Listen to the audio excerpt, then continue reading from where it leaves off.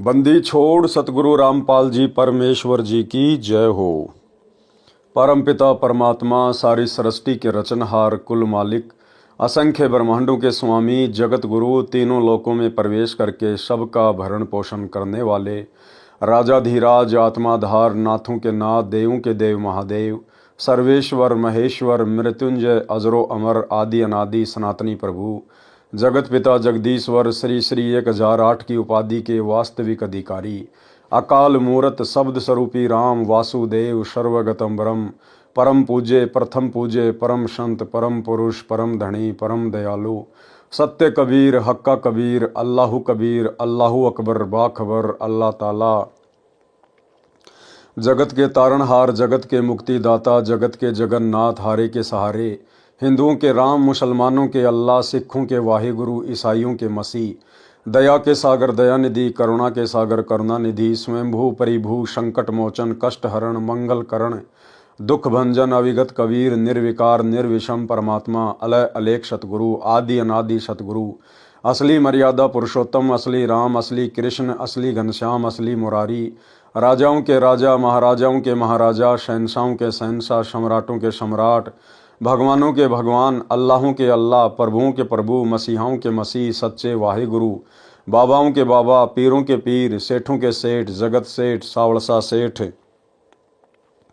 सर्वगुण संपन्न अनंत कोटि कलाओं के स्वामी अनंत कोटि ब्रह्मांडों के नायक योगियों में महायोगी ध्यानियों में महाध्यानी सिद्धों में परम सिद्ध ज्ञानियों में तत्वज्ञानी ब्रह्मज्ञानी महाज्ञानी परम ज्ञानी सर्वश्रेष्ठ ज्ञानी विज्ञानी युवा कबीर समरथ कबीर असमवात अमित ओजा सच्चे रहनुमा करीम अल्लाह सुभान अल्लाह दुनिया के अंतिम पैगंबर 8 सितंबर 1951 से गांव धनाना जिला सोनीपत हरियाणा भारतवर्ष की पावन भूमि पे प्रकट रियल कल की भगवान श्री नारायण साकार हरि श्री बाबा साहिब शब्द स्वरूपी राम संत श्रोमणी सतगुरु रामपाल जी परमेश्वर जी के चरण कमल में साध संगति से जुड़े हुए देश विदेश से आप और हम सभी सत्सेवक भाई बहनों का अनंत कोटि दंडवत प्रणाम।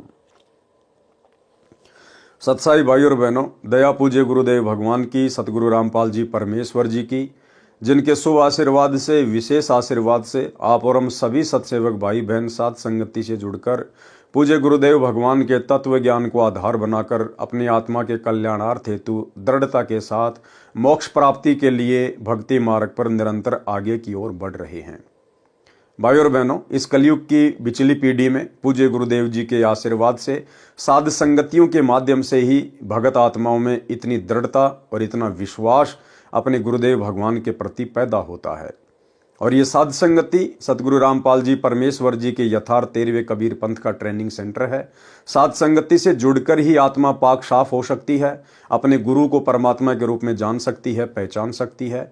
और जब तक हम गुरु को हृदय से परमात्मा के रूप में स्वीकार नहीं करेंगे, गुरु को परमात्मा के रूप में स्वीकार करने का मतलब है गुरु के अलावा अन्य किसी का प्रकट दिवस नहीं मनाना, गुरु के अलावा अन्य किसी को दंडवत नहीं करना, गुरु के अलावा अन्य किसी का जयकारा नहीं लगाना। तो ये विधि केवल वर्तमान में साध संगतियों में ही है। और जब तक हम इस प्रकार से पतिव्रता पद पर रहकर भक्ति नहीं करेंगे, तब तक हम पूज्य गुरुदेव जी के चरणों में उनके हृदय में जगह नहीं बना पाएंगे। तो गुरुदेव भगवान की बहुत बड़ी मेहर है आप और हम सभी सत्सेवक आत्माओं के ऊपर। और जिन जिन आत्माओं को मोक्ष प्राप्ति करनी होगी या परमात्मा ने करवानी होगी, उन सभी आत्माओं को परमात्मा अंततः साध संगति से जोड़ देंगे। तो भाई और बहनों, पूज्य गुरुदेव जी के कर कमल से लिखित पवित्र पुस्तक मुक्ति बोध के ऊपर वीडियो बनाने की श्रृंखला जारी है। इसी श्रृंखला में आज हमारा ये 19वें नंबर का वीडियो है। प्रत्येक वीडियो में गुरुदेव भगवान के आशीर्वाद से आप और हमें भक्ति मार्ग से संबंधित बहुत सारी नई नई बातें पता चलती हैं। उन बातों को सुनकर हमारा विश्वास भक्ति पर दृढ़ हो रहा है। तो आपने पिछले एपिसोड में पिछले वीडियो में आपने देखा कि मीराबाई की कथा जो गुरुदेव भगवान ने अपने कर कमल से लिखी है, उसमें गुरुदेव भगवान ने मीराबाई के विषय में बताया कि कैसे मीराबाई परमात्मा प्राप्ति के लिए प्रयास कर रही थी, कितनी दृढ़ता के साथ वो संघर्ष कर रही थी, कैसे मीराबाई को कबीर परमेश्वर जी की शरण प्राप्त हुई और मीराबाई ने अपने विश्वास को दृढ़ करने के लिए श्री कृष्ण जी को रिझाया, उनको खुश किया और कैसे श्री कृष्ण जी के रूप में स्वयं कबीर परमात्मा सतगुरु रामपाल जी भगवान प्रकट हुए और मीराबाई की प्रत्येक शंकाओं का समाधान किया, जिससे मीराबाई भक्ति मार्ग पर दृढ़ होकर लग गई। तो आज हम आगे से कथा की शुरुआत करते हैं। रात्रि में मीरा जी ने भगवान श्री कृष्ण जी का आह्वान किया। त्रिलोकीनाथ प्रकट हुए। कौन प्रकट हुए? त्रिलोकीनाथ। असली त्रिलोकीनाथ कबीर परमात्मा सतगुरु रामपाल जी भगवान है। 3 लोक। भाई और बहनों, जब 21 ब्रह्मांड के 3 लोकों की बात आती है तो गुरुदेव ने बताया कि 21 ब्रह्मांड के 3 लोक हैं, पाताल लोक, पृथ्वी लोक और ये स्वर्ग लोक। और जब बात आती है सृष्टि के तीनों लोकों की, तो उस समय काल का 21 ब्रह्मांड एक लोक बन जाता है। अक्षर पुरुष के 7 शंख ब्रह्मांड दूसरा लोक बन जाता है। और ऊपर के 4 अविनाशी लोक, सतलोक, अलखलोक, अगमलोक और अनामी लोक, ये 4 लोक मिलकर तीसरा लोक बन जाता है। इस प्रकार सृष्टि की यह त्रिलोकी है। तो पूरी सृष्टि के जो त्रिलोकीनाथ हैं वे हैं कबीर भगवान सतगुरु रामपाल जी परमेश्वर। तो कौन प्रकट हुए? यहां गुरुदेव ने श्री कृष्ण जी का नाम नहीं लिखा, संकेत कर दिया त्रिलोकीनाथ प्रकट हुए। त्रिलोकीनाथ कबीर परमात्मा सतगुरु रामपाल जी भगवान मीरा को अपनी शरण में लेने के लिए, भक्ति पर लगाने के लिए श्री कृष्ण जी का रूप बनाकर प्रकट हुए। मीरा ने अपनी शंका समाधान के लिए निवेदन किया कि हे प्रभु, क्या आपसे ऊपर भी कोई परमात्मा है? एक संत ने सत्संग में बताया है, श्री कृष्ण जी ने कहा कि मीरा, परमात्मा तो है परंतु वह किसी को दर्शन नहीं देता। अब श्री कृष्ण जी इतनी आसानी से भला कैसे बता देगा? अपने ग्राहक इतनी आसानी से भला दुकानदार कैसे किसी दूसरी दुकान पर जाने देगा? लेकिन यहां तो स्वयं कबीर परमात्मा ही ये भूमिका कर रहे थे। हमने बहुत समाधि व साधना करके देख ली है। मीराबाई जी ने सत्संग में परमात्मा कबीर जी से यह भी सुना था कि उस पूर्ण परमात्मा को मैं प्रत्यक्ष दिखाऊंगा, सत्य साधना करके उसके पास शतलोक में भेज दूंगा। मीराबाई ने श्री कृष्ण जी से फिर प्रश्न किया कि क्या आप जीव का जन्म मरण समाप्त कर सकते हो? श्री कृष्ण जी ने कहा कि असंभव, कि मेरा खुद का जन्म मरण है। गीता अध्याय 4 श्लोक 5, गीता अध्याय 4 श्लोक 9, गीता अध्याय 10 श्लोक 2। स्वयं गीता ज्ञान देने वाला प्रभु कह रहा है कि अर्जुन, तेरे और मेरे बहुत जन्म हो चुके हैं। ये राजा और ये सेना पहले भी थी और आगे भी होगी। और ये ना सोच कि आगे तेरे जन्म नहीं होंगे या मेरे जन्म नहीं होंगे। अर्थात गीता ज्ञान देने वाला भी जन्म और मरण में है। तो भला फिर मीरा का जन्म मरण श्री कृष्ण जी कैसे समाप्त कर देता? तो श्री कृष्ण रूप में कबीर परमेश्वर ने सत्य बता दिया। श्री कृष्ण जी ने कहा कि असंभव। कबीर जी ने कहा था कि मेरे पास ऐसा भक्ति मंत्र है जिससे जन्म मरण सदा के लिए समाप्त हो जाता है। वह परम धाम प्राप्त होता है, जिसके विषय में गीता अध्याय 15 श्लोक 4 में कहा है कि तत्व ज्ञान तथा तत्वदर्शी संत की प्राप्ति के पश्चात परमात्मा के उस परम पद की खोज करनी चाहिए, जहां जाने के पश्चात भगत फिर लौटकर संसार में कभी नहीं आते। उसी एक परमात्मा की भक्ति करो। कौन कह रहा है? गीता का ज्ञान देने वाला। अगर दुनिया गीता ज्ञान देने वाला श्री कृष्ण जी को मानती है या काल को मानती है, तो भैया वो दोनों कह रहे हैं कि भाई हमारे बस की बात नहीं है जन्म मरण का रोग समाप्त करना, 84 लाख योनियों के कष्ट से जीव को बाहर निकालना। वो तो कोई और ही परमात्मा है, उसकी जानकारी तो तत्वदर्शी संत देगा। और हाथ खड़े कर दिए कि उसी एक परमात्मा की भक्ति करो। यानी इस ब्रह्म ने, श्री कृष्ण ने, विष्णु ने, आप जो मर्जी समझो, इन्होंने हाथ खड़े कर दिए कि हमारी भक्ति से आपका जन्म मरण का रोग समाप्त नहीं हो सकता। बाकी हम आपको राजा बना देंगे, महाराजा बना देंगे, सेठ बना देंगे, लेकिन जन्म मरण का रोग समाप्त नहीं कर सकते। मीराबाई ने कहा कि हे भगवान श्री कृष्ण जी, संत जी कह रहे थे कि मैं जन्म मरण समाप्त कर देता हूं, अब मैं क्या करूं? मुझे तो पूर्ण मोक्ष की चाहत है। श्री कृष्ण जी बोले कि मीरा, आप उस संत की शरण ग्रहण करके अपना कल्याण कराओ। मुझे जितना ज्ञान था वो बता दिया। मीरा अगले दिन मंदिर नहीं गई, क्योंकि आस्था हट गई भाई और बहनों, आंखों के सामने सत्यता आ गई। सीधी संत जी के पास अपनी नौकरानियों के साथ जाकर दीक्षा लेने की इच्छा व्यक्त की तथा श्री कृष्ण जी से हुई वार्ता भी संत कबीर जी से साझा की। उस समय छुआछात चरम पर थी। ध्यान देना भाई और बहनों, उस समय छुआछात चरम पर थी। ठाकुर लोग अपने को सर्वोत्तम मानते थे। परमात्मा मान बढ़ाई वाले प्राणी को कभी नहीं मिलता। और अगर मिल भी गया उसके संस्कार के कारण तो परमेश्वर उसको हृदय से स्वीकार नहीं करेगा। अर्थात जाति और धर्म का अभिमान करने वाला भगत कभी भी सतगुरु की शरण में आने के बाद सतलोक प्राप्त नहीं कर सकता। ये तो 650 साल पहले की बात है। उस समय कोई तत्व ज्ञान नहीं था, इसलिए लोग अभिमान किया करते थे जाति का। लेकिन आज सतगुरु रामपाल जी परमेश्वर जी की शरण में आने के बाद भी साध संगति के अभाव से ज्यादातर भगत भाई बहनों के अंदर अपने ब्राह्मण होने का, अपने ठाकुर होने का, राजपूत होने का अभिमान कूट कूट के भरा हुआ है। एक आपको नमूना दिखा देता हूं। मध्य प्रदेश का सतलोक आश्रम से जुड़ा हुआ एक सारनामी भगत है और किस प्रकार एक सतसेवक भाई के साथ में बदतमीजी से बात कर रहा है, अपने ठाकुर होने का अभिमान कर रहा है, गर्व कर रहा है। 3 मिनट की कॉल रिकॉर्डिंग में कोई 10 बार कह दिया कि मैं तो ठाकुर हूं, ठाकुर भगवान ने ठाकुर बनायो ठाकुर, और ठाकुर तो ठाकुर ही रहेगो, तेरे कहने से कोई चमार थोड़ी बन जावेगो, भगवान ने मोको ठाकुर बनायो ठाकुर। अब उस मूर्ख को यह नहीं पता कि किस भगवान ने तेरे को ठाकुर बनाया है। अरे इस काल भगवान ने ठाकुर बनाया है, चमार बनाया है, ब्राह्मण बनाया है, राजपूत बनाया है। इस कबीर परमात्मा ने किसी को ठाकुर नहीं बनाया। इस पूरी सृष्टि का ठाकुर वो खुद है और उसकी बराबरी कोई नकली ठाकर नहीं कर सकता। तो भाई और बहनों, साध संगति से ना जुड़ने के कारण जीव अपने अहंकार को समाप्त नहीं कर पाता है, अपनी असलियत से वाकिफ नहीं हो पाता है। तो एक छोटा सा सैंपल सतलोक आश्रम मैनेजमेंट हरियाणा से जुड़े हुए सारनामी भगत का। सोचिए जब सारनामी भगत भाई बहनों का ये हाल है तो बाकी लोगों की हालत क्या होगी, सुनिए। हेलो। हाँ भगत जी, सच है।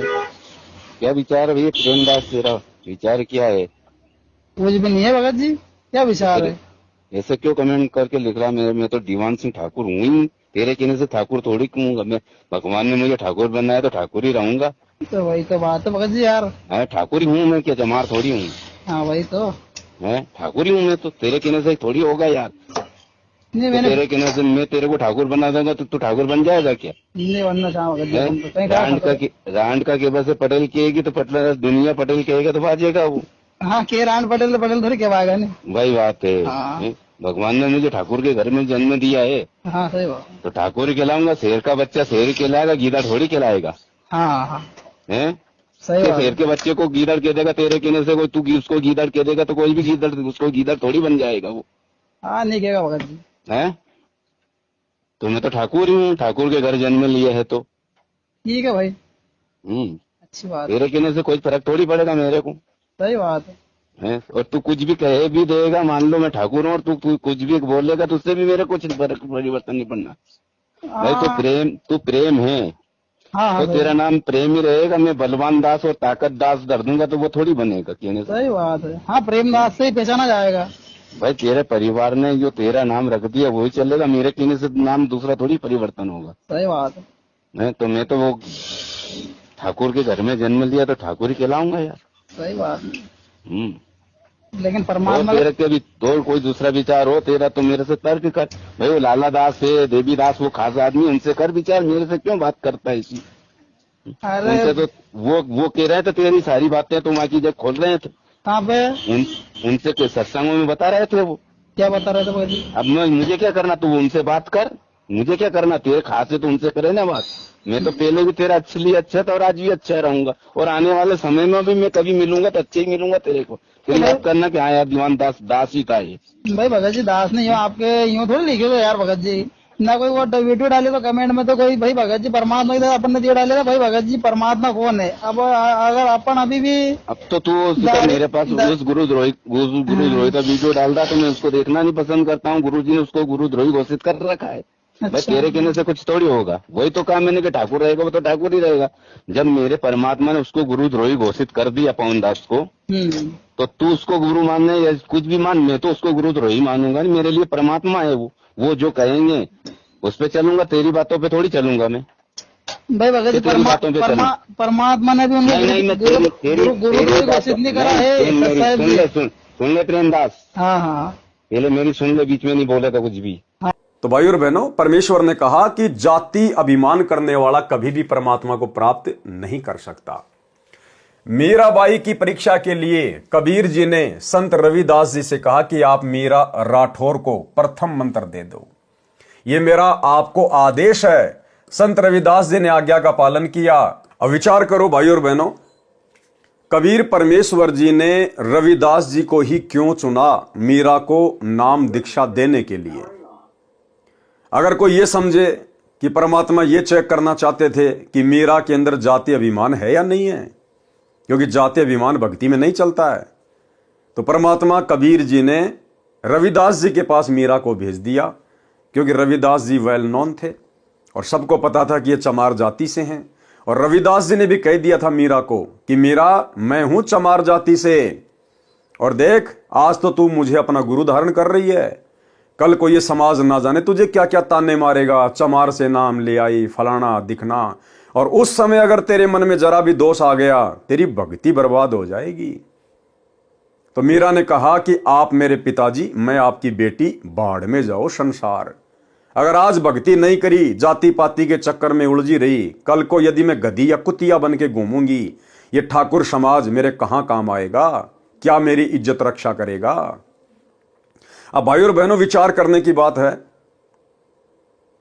जाति अभिमान को देखने के लिए या मान बढ़ाई को देखने के लिए ही कबीर परमेश्वर जी ने रविदास जी के पास मीराबाई को नहीं भेजा था, क्योंकि कबीर परमात्मा कौन से उस समय ब्राह्मण जाति में थे? कबीर परमात्मा भी तो जुलाहा जाति में थे। जुलाहा लोग तो उस समय इस तत्व ज्ञान के अभाव में चमार जाति से भी ज्यादा हे समझे जाते थे, घटिया समझे जाते थे। हालांकि परमेश्वर के मार्ग में, इस परमात्मा की सृष्टि में, उनके विधान में कोई जाति धर्म नहीं है, लेकिन अज्ञानी धर्मगुरुओं ने काल प्रेरणा से ये दीवारें समाज में खड़ी कर रखी हैं। तो कबीर परमात्मा उस समय खुद भी तो जुलाहा जाति में थे, एक भूमिका कर रहे थे। तो मात्र मीराबाई में जाति अभिमान को देखने के लिए रविदास जी के पास नहीं भेजा था। कबीर परमात्मा को पता था कि समाज में छुआछात कितनी है, लोग जाति अभिमान करते हैं। आने वाले समय में लोग थोड़ा बहुत दबेंगे, ज्यादा ऊपर मुंह उठा के बात नहीं करेंगे, जो अपने आप को क्षत्रिय समझते हैं, ठाकुर समझते हैं, राजपूत समझते हैं, क्योंकि उनके ऊपर एक बंदिश होगी कि भाई अगर तुम इतने बड़े ठाकुर हो, इतने बड़े राजपूत हो, तो मीराबाई ने फिर 600 साल पहले रविदास जी से, जो कि चमार जाति से थे, उनसे उपदेश क्यों लिया? ठाकुरों का गुरु तो चमार है। मीराबाई राठौड़ जाति से थी, ठाकुर थी, और उसने अपने आत्म कल्याण के लिए जाति पाति को नहीं देखा। रविदास जी से, चमार जाति के संत से जाकर उपदेश ले लिया।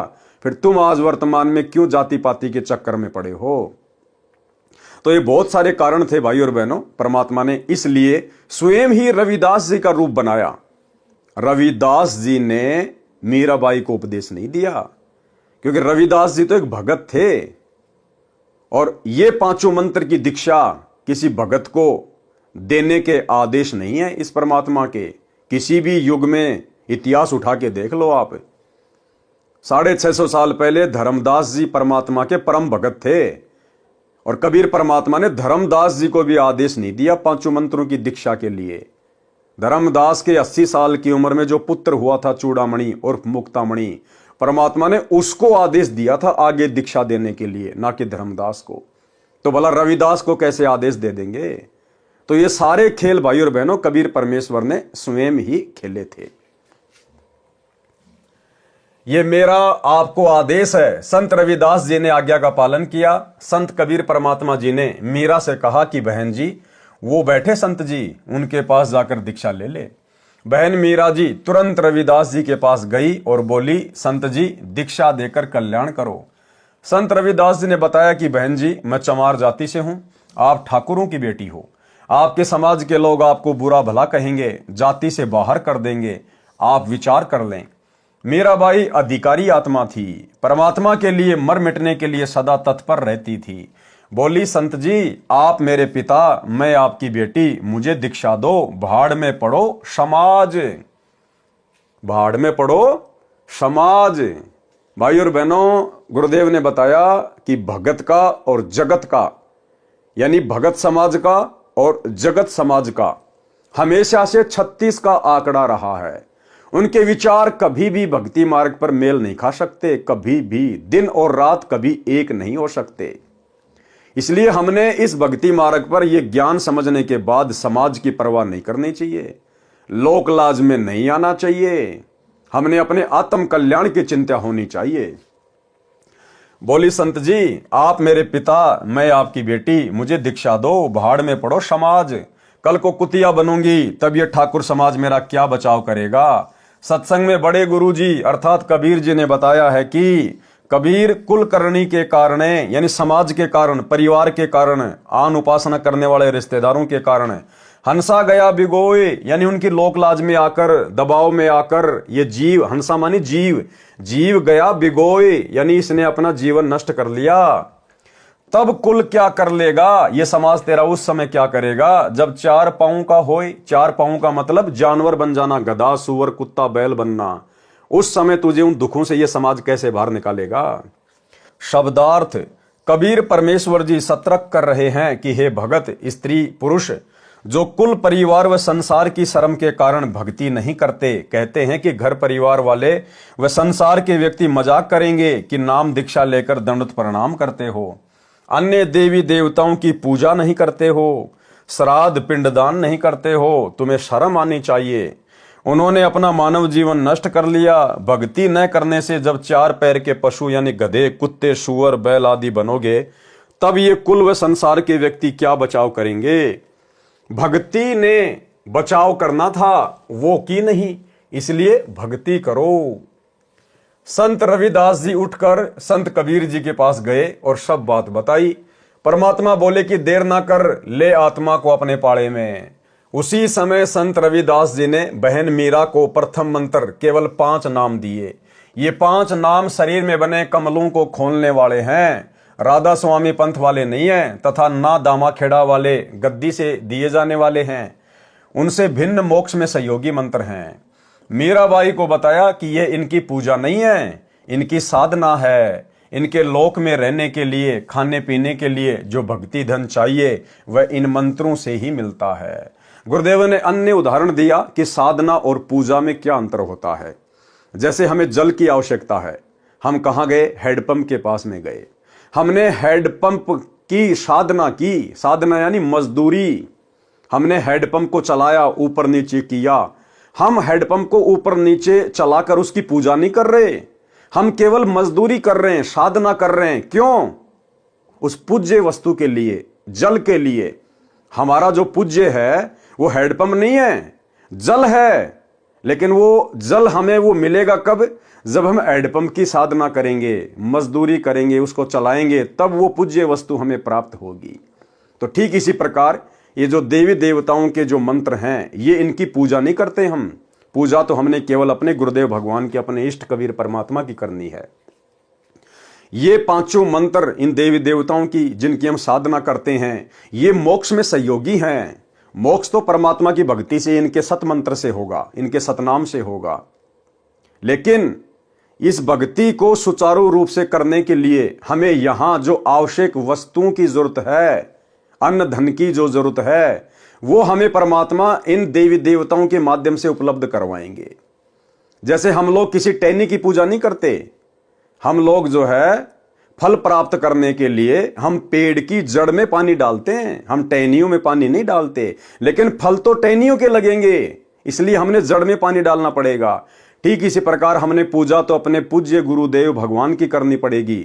लेकिन यहां की जो व्यवस्था है वो गुरुदेव ने इन देवी देवताओं के हाथों में संभाला रखी है। तो हमें यहाँ की जो सुविधाएं, जो लाभ प्राप्त होंगे, वो इन देवी देवताओं की साधना करने से ही होंगे। जब हमें लाभ प्राप्त होंगे तो भक्ति मार्ग में कोई दिक्कत नहीं आएगी, हम निश्चिंत होकर अपनी भक्ति करेंगे। इसलिए इनकी ये साधना हमें दी जाती है। मीराबाई को बताया कि ये इनकी पूजा नहीं है, इनकी साधना है। इनके लोक में रहने के लिए, खाने पीने के लिए जो भक्ति धन चाहिए वह इन मंत्रों से ही मिलता है।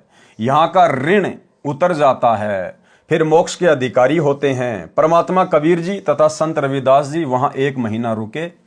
मीराबाई पहले तो दिन में घर से बाहर जाती थी, फिर रात्रि में सत्संग में जाने लगी। क्योंकि सत्संग दिन में कम तथा रात्रि में अधिक होता था। क्योंकि दिन में समय निकाल लेता, कोई रात्रि में। मीरा के देवर राणा जी मीरा को रात्रि में घर से बाहर जाता देखकर जल भुन गए, परंतु मीरा को रोकना तूफान को रोकने का समान था। क्या कह रहे हैं गुरुदेव? मीराबाई को रोकना तूफान को रोकने के समान था। यानी आज की माता बहनों को भी भक्ति मार्ग पर इतनी दृढ़ता अपने अंदर पैदा करनी पड़ेगी अपने आत्म कल्याण के लिए।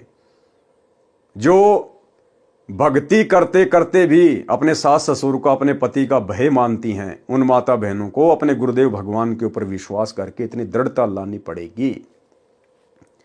परमात्मा ने बताया इस भक्ति के लिए तो ध्रुव पिटा, प्रहलाद पिटा, मीराबाई ने मार खाई, और 650 साल पहले हमारे गुरुदेव कबीर भगवान ने तरह तरह की यातनाएं सही, दुनिया की गालियां खाई, मार पिटाई खाई। फिर भला हमें अपने आत्म कल्याण के लिए 2-4 गालियां, 2-4 थप्पड़ मुक्के खाने में किस बात की परहेज? एक छोटा सा सत्संग गुरुदेव भगवान का, ये सत्संग हमें यही शिक्षा देगा। यदि हम दृढ़ता के साथ गुरुदेव भगवान के चरणों को पकड़ के बैठे रहे, यदि हम भक्ति को त्यागने का मन में विचार भी नहीं करेंगे, तो ये परमात्मा हमारी रक्षा करेगा, परमात्मा हमें संघर्ष में सफलता दिलवाएगा। तो एक छोटा सा सत्संग जो आप और हमें प्रेरणा देगा कि किस प्रकार से हमने भक्ति मार्ग पर सफलता के लिए दृढ़ता के साथ में संघर्ष करना चाहिए। सुनिए। ऐसे और भी बहुत से भक्त बताते हैं, ऐसे ऐसे व्याधि चलन लग गया तो 100 का नोट पाया। एक माई कह रही थी जी मैं पति तो नाम नहीं ले रहा, बाधा भी करता था। समागम आ गया, करौथे आश्रम में जब हम सत्संग करते थे तो मैंने अपने पति से कहा कि मैं सत्संग में जाऊंगी, मैंने 100 रुपये दे दे। ये 10 वर्ष पहले, 8-9 वर्ष पहले की बात है। वो कहने लगा मैं तेरे को 54 नहीं दूं, और तू तीसरे दिन झोला ठावे और वहां चली जाती है। वो कहने लगी मैं कोई गलत जगह जाती हूँ, 60-65 साल की उम्र की बुढ़िया थी, और तेरे बेटे जाने लग रहे वहां पर। बेटे तो अपनी कमाई करें, वो ले जाते हैं किराया। मैं किराया मान ले उनसे मांग भी लूं तो नखरे करता है, क्योंकि बेटे अलग हो रहे हैं, उनसे थोड़ा द्वेष रखता है, उनसे कैसे ले लेगी, वहां जाओ भी नहीं। तो उसने कहा कि मुझे 100 रुपये दे दे। मैं बोला कत्ती नहीं जान दूं, और जाके दिखाइए आज तू। तो नहीं, मैं पैसा किराया दूं नहीं, तू जागी कैसे? तो वो कहने लगा मेरे द्वारा पैसा को ना। फिर आखिर में ये बहाना मिला उसने कि मेरे द्वारा 100 रुपये को नहीं। वो क्या कहती है उसकी पत्नी कि मैं तो बैठकर रोने लगी, जहां पूजा स्थल है रोने लगी है भगवान, देख कौन बनी। हम एक दूसरे के ऐसे बांध रखे हैं कि हम इनसे अब अपने भगवान के दरबार में भी नहीं जा सकते। आखिर में कहने की मैंने ये सोच लिया कि मैं अभी चाहती हूं किसी पड़ोसन पर मांग मूंग कर मैं जाऊंगी। इतना दृढ़ निश्चय मैंने कर ही लिया था, लड़ाई होगी, बोलेगी, मार पीट लेगा और 2 मुक्के खा लेगी भगवान के नाम पे। ध्रुव पिटा, प्रहलाद पिटे, मीराबाई पिटी। ऐसे ही निर्णय होता है, ऐसे ही परमात्मा निकटाता है। इतने में बूढ़ा साइकिल लेकर जा था, गांव से निकला, सड़क थी अच्छी, तो दिल्ली के, ये पंजाब खोड़ की बात है, और वहां वो गया होगा सड़क के ऊपर आधा किलोमीटर, एक 100 का नोट ऐसे हवा में उड़ा, अगले साइकिल के अगले पहियों की ताड़ियां में आके चिपक गया, और उसने रोका तुरंत साइकिल। 100 का नोट ताजा, उसकी तो घीघी बंद की, घबरा गया, उल्टा आया, आकर ने बोला ले भगवान, तेरे भगवान ने भेज दिया, तेरा 100 का नोट ले जा। तो और उसका जो है ना पसीने आ रहे, उसके बाद उसने मुझे मना नहीं किया। तो यहां परमात्मा कहते हैं पति भरता पग जमी पर जो जो धर है पाव, समर्थ झाड़ू देत है ना काटा लग जावे। पति भरता भूखी रहे, यानी पति भरता को, यानी सच्ची उस अनन्य मन से पूजा कर रही भक्त आत्मा को कोई अभाव होता है, किसी चीज की आवश्यकता होती है, और वो वास्तव में उसकी आवश्यकता है, तो कहते हैं पतिव्रता भूखी रहे वहां समर्थ घर सोच, ऐसे पति की स्त्री के, ऐसे पति की स्त्री के काल कर्म हो मोक्ष मोच। कहते हैं जैसी भक्त आत्मा जब दुखी होती है तो भगवान के दरबार में भी चिंता बन जाती है, और ऐसे पति की स्त्री के काल कर्म हो मोक्ष, जो ऐसी दृढ़ता के साथ, समर्पण के साथ, पूरे विश्वास के साथ भगवान पर लगती है, उसके नाम पर, कहते हैं उन्हीं का मोक्ष होता है, उन्हीं के पाप कर्म नष्ट होते हैं। कहते हैं नुक्ते ऊपर रिच जगह रे कोट कर्म जल जा तुम्हारे, ये नुक्ते होते हैं जो हम लोग लाज और किसी परमात्मा के नाम पर ना किसी पति से, ना पत्नी से, ना पुत्र से कोई दबाव नहीं मानते अपने आत्म कल्याण के लिए, तो परमात्मा प्रसन्न होता है। परमात्मा कहते हैं मात पिता सुत स्त्री, मात पिता सुत स्त्री, आलस बंधु कान, संत मिलन को जब चले ये अटकावे आण। मात पिता, बालक है, बेटा है, बेटी है, माँ बाप नहीं जानते सत्संग में, जो 15-16 साल के 20 साल तक हैं वो माता पिता के अधीन होते हैं, और जो बुजुर्ग हैं वो जब बच्चे बड़े हो जाते हैं तो बच्चे बेटियां के अधीन हो जाते हैं, बेटे के अधीन हो जाते हैं, या फिर आलस, या फिर लोक लाज। जैसे आप यहाँ सत्संग में आते हैं, कोई ना कोई जरूर टकरा देगा, कहाँ चले, बेरा है सत्संग में जान दोगे, थारा तो पाँव लिकट रहा है, तीसरे दिन वहां बैठे रहते हो, तो इस तरह के श्लोक सुना देते हो, और आप जो ज्ञान में कमजोर है इन बातों से दबाव मानने लग जाता है, और फिर वो आना भी कम कर देता है, उसको ज्ञान नहीं है। इसके लिए परमात्मा कहते हैं कि मात पिता सुत स्त्री और आलस बंधु कांड। बंधु कांड माने लोक लाज, अपने मित्रों के वो कहे हुए व्यंग्यात्मक बातों से झिझक जाना। कहते हैं सतगुरु मिलन को जब चला ये अटकावे आण, ये आके आंट लावेंगे, किधर बेटा क्या माँ बाप या स्त्री ऐसी निकम्मी हो जाए कदी बेबे, बस जी का झाड़ बन जाती इस भगत के, या फिर लोक लाज, या खुद आलस कर जा, फिर देखोगे, फिर अगले बार देखेंगे, सर्दी ज्यादा है, गर्मी घनी है। इनका अटकाया ना अटके जो सतगुरु दर्श को जाए, कहे कबीर सो संत है भाई आवागमन निसावे। कहते नुक्ते ऊपर रीत जाएगा। ऐसे हम थोड़ी बहुत भगवान के लिए पापीटिया करेंगे, संघर्ष करेंगे तो हमारे निकट आएगा, और केवल बात बनाते हैं परमात्मा या कोई भी क्रिया पूरी नहीं हो सकती। जैसे अब यहाँ कौन आएंगे, वो आएंगे जो पूर्ण रूप से परिचित हो चुके हैं इस ज्ञान से। परंतु मीरा को रोकना तूफान को रोकने के समान था, इसलिए राणा जी ने अपनी मौसी जी यानी मीरा की माता जी को बुलाया और मीरा को समझाने के लिए कहा कि इसने हमारी इज्जत का नाश कर दिया। बेटी माता की बात मान लेती है। मीरा की माता ने मीरा को समझाया, मीरा ने उसका तुरंत उत्तर दिया। शब्द सत्संग में जाना मीरा छोड़ दे, सत्संग में जाना मीरा छोड़ दे। हाय मारी लोग करें तकरार, सत्संग में जाना मीरा छोड़ दे।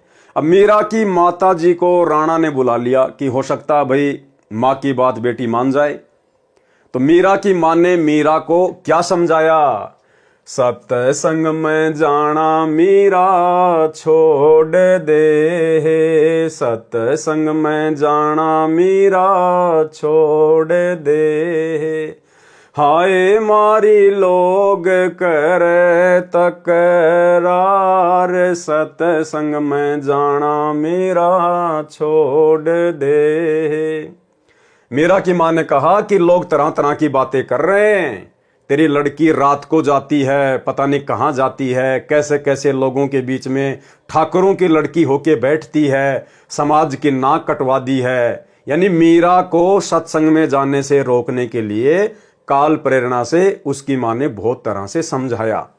लेकिन भाई मीरा को तो परमात्मा चाहिए था, और जिन आत्माओं को सतगुरु चाहिए, जिनको अपना आत्म कल्याण करवाना होता है, गुरुदेव कहते हैं फिर वो समाज की चाल में नहीं फंसती, वो फिर किसी की नहीं सुनती। तो मीरा ने फिर क्या कहा, सत्संग में जाना मेरा ना छूटेरी, सत्संग में जाना मेरा ना छूटेरी।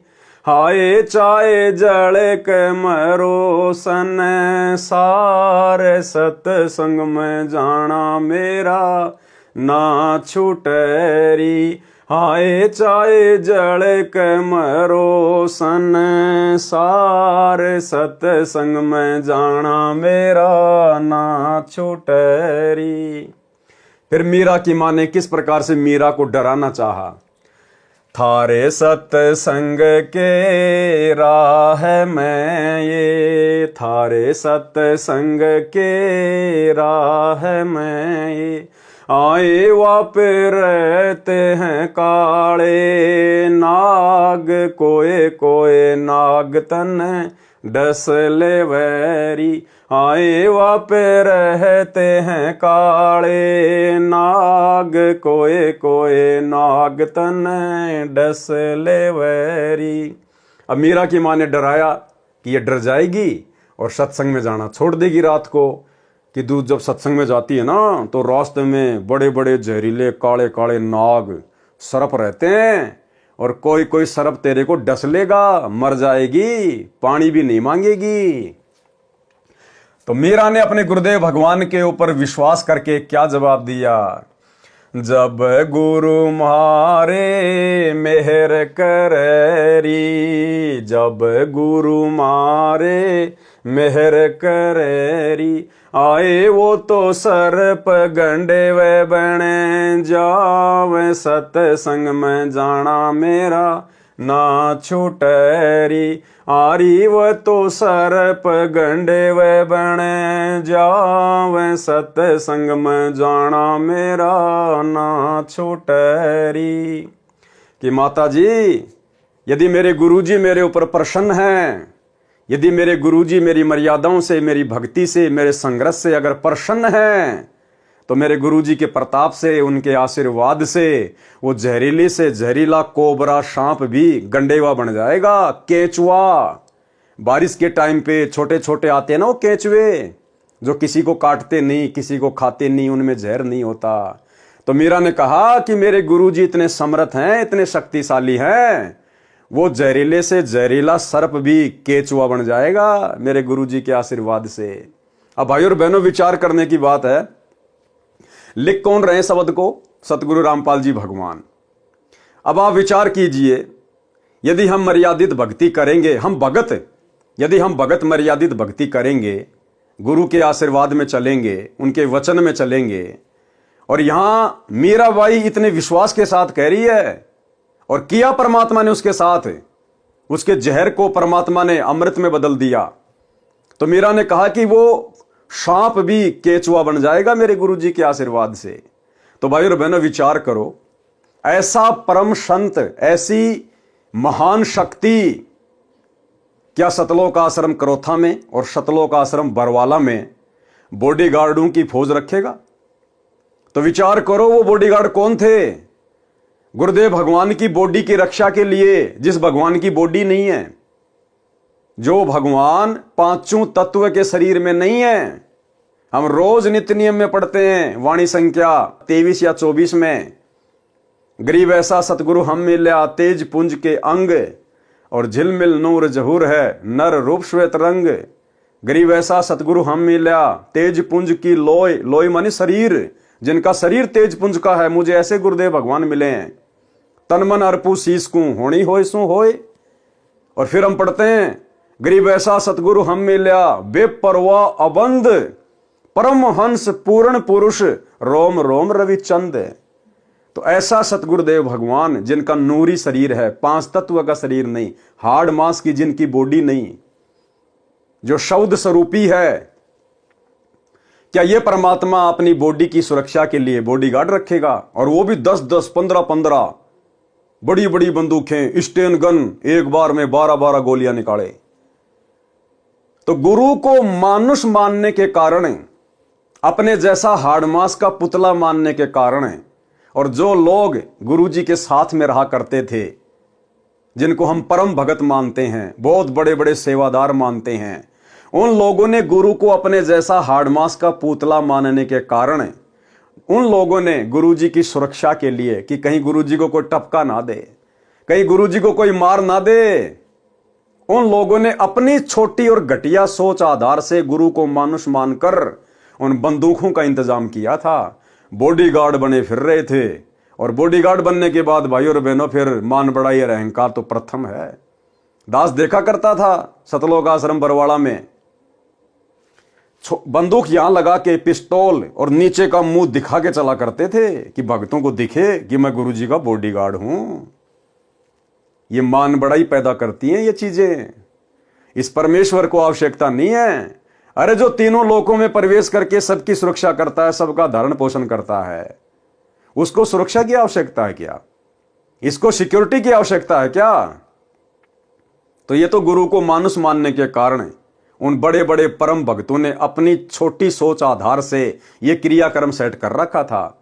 अब आने वाले समय में जब इस परमेश्वर की समर्थता, इसकी महत्वता, इस परमेश्वर की शक्ति जब पूरे संसार में होगी, पूरे ब्रह्मांड में होगी, वो तो ऑलरेडी पहले से है ही, उसी की शक्ति से सब कुछ चल रहा है। लेकिन आप और हमारी बुद्धि विकसित नहीं है, इसलिए हम नहीं समझ पा रहे। जब आप और हमारी बुद्धि विकसित होगी, हम इस परमेश्वर को पहचानेंगे परमात्मा के रूप में, तो इनका कोई बॉडीगार्ड नहीं होगा, इनका कोई सिक्योरिटी गार्ड नहीं होगा। हां, व्यवस्था बनाए रखने के लिए जरूर जो है भाई बहन सेवादार के रूप में रहेंगे, लेकिन वो लंबी लंबी बंदूकें लेके नहीं, क्योंकि पता चल जाएगा ये तो शब्द स्वरूपी राम है। 1 सेकंड में शरीर को नष्ट कर ले, 1 सेकंड में ये अपने शरीर को धारण कर ले। इसको मारने में कौन समर्थ है? तो परमेश्वर की समर्थता का जब ज्ञान हो जाएगा, तो फिर जीव अपनी सोच आधार से ऐसी हरकत नहीं करेगा। तो मीरा बाई ने कहा कि माताजी मुझे क्या डरा रही हो? मेरे परमात्मा, मेरे सतगुरु के रहते सहते मुझे सांप लड़ जाए, और लड़ भी जाएगा तो मेरा कुछ बिगाड़ नहीं पाएगा। परमात्मा उसके जहर को पानी बना देगा, मेरे को शीतलता ही देगा।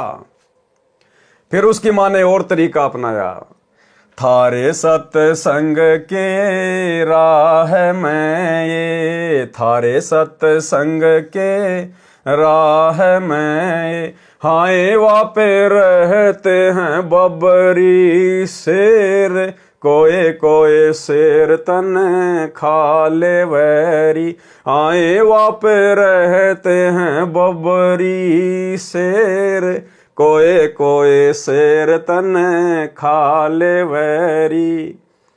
बोले बेटी, बड़े बड़े बबरी शेर भी रहते हैं वहां रास्ते में, और तेरे को तो एक ही बटके में खा जाएंगे वो बबरी शेर।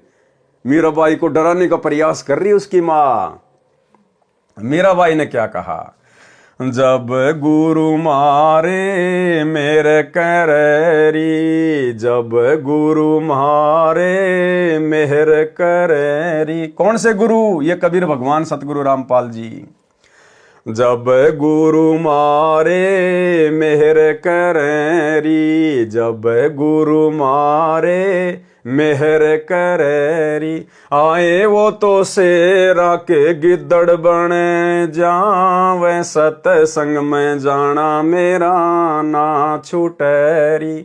आए वो तो शेरा के गिद्दड़ बने जावे, सतसंग में जाना मेरा ना छूटेरी। माँ, वो तेरे जो बबरी शेर है ना, वो गिद्दड़ बन जाएंगे, गिद्दड़। पूंछ को दबा के दौड़ जाएंगे मेरे को देखते ही, मेरे सतगुरु के प्रताप से, मेरे सतगुरु के आशीर्वाद से। तो किसको डरा रही है माँ? मीरा सत्संग में जाना नहीं छोड़ेगी, अर्थात भक्ति करना नहीं छोड़ेगी। अब जैसे आज सत्संग घर घर में हो गए, उस समय तो कोई मोबाइल नहीं था, कोई ऐसा वैज्ञानिक जो है उपकरण नहीं था, इसलिए मीरा की मजबूरी थी सत्संग में जाना। आज वर्तमान में जैसे हमारे गुरुदेव भगवान हिसार जेल में बैठे हैं, तो हमने किसी आश्रम में धक्के खाने की जरूरत नहीं है। हमारे घर में सत्संग है, हमारे गुरुदेव के द्वारा किए गए सत्संग हमारे पास में उपलब्ध हैं, मोबाइल में, मेमोरी कार्ड में। हम अपने घर पर बैठकर शांति से सत्संग सुने। आज गुरुदेव की गैर हाजिरी में जितना समय हम आश्रमों में आने जाने में बर्बाद करेंगे, जितना समय हम बसों में आने जाने में बर्बाद करेंगे, जितना पैसा हम बर्बाद करेंगे, अरे उतने समय में तो 10 बार सत्संग सुन लेंगे घर पर बैठकर शांति से। हाँ, अगर गुरुदेव आश्रम में हैं, चाहे लाख बार जाओ, लेकिन उनकी गैर हाजिरी में हमें कहीं भी धक्के खाने की जरूरत नहीं है सत्संग के लिए। परमात्मा ने घर घर में सत्संग दे दिए। तो मीरा बाई ने कहा कि माँ, वो बबरी शेर भी गिद्दड़ बन जाएंगे मेरे गुरुदेव के आशीर्वाद से, मीरा का सत्संग में जाना बंद नहीं होगा। फिर और क्या बताया उसकी माँ ने, थारे सत्संग के बीच में है, थारे सत्संग के बीच में आए वापे रहते हैं साधु संत, कोई कोई संत तन ले रमय, हाय वापे रहते हैं साधु संत, कोई कोई संत तन ले रमय। अब मीरा की मां ने कहा कि मीरा देख, तू ठाकुरों की लड़की है, तू सुंदर है, और तू सत्संग में जाती है और वहां हर प्रकार के आदमी आते हैं, और तुझे कोई बैला फुसला के भगा के ले जाएगा तुझे, तू सत्संग में मत जा। तो मीराबाई ने क्या कहा, तेरे री मन में माता पाप है री, तेरे री मन में माता पाप है री, संत मेरे माँ बाप हैं री, संत मेरे माँ बाप हैं री, हारी वो तो कर देंगे बेड़ा पार, सत्संग में जाना मेरा ना छूटरी, हाय वो तो कर देंगे बेड़ा पार, सत्संग में जाना मेरा ना छूटरी।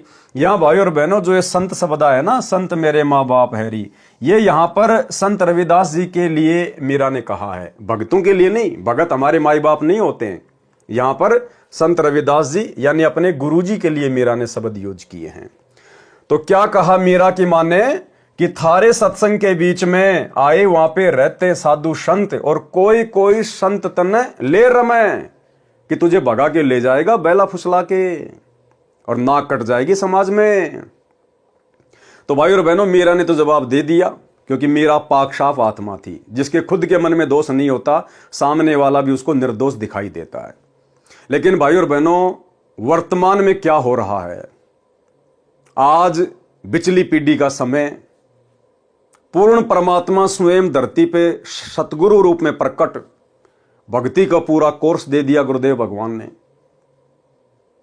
और बड़ी विडंबना की बात है, शर्म की बात है, भगत समाज के लिए चुल्लू भर पानी में डूब मरने की बात है। स्वयं सतगुरु रामपाल जी भगवान भक्तों की बदनीयत के विषय में, शतलोक आश्रमों से जुड़े हुए कोऑर्डिनेटरों की घटिया हरकतों के विषय में अपने मुख से सार्वजनिक तौर पर सत्संग में कहने के लिए मजबूर हो रहे हैं। इतने घटिया कर्म इन शतलोक आश्रमों में कोऑर्डिनेटरों के द्वारा, सोचिए आम संगत का क्या हाल होगा।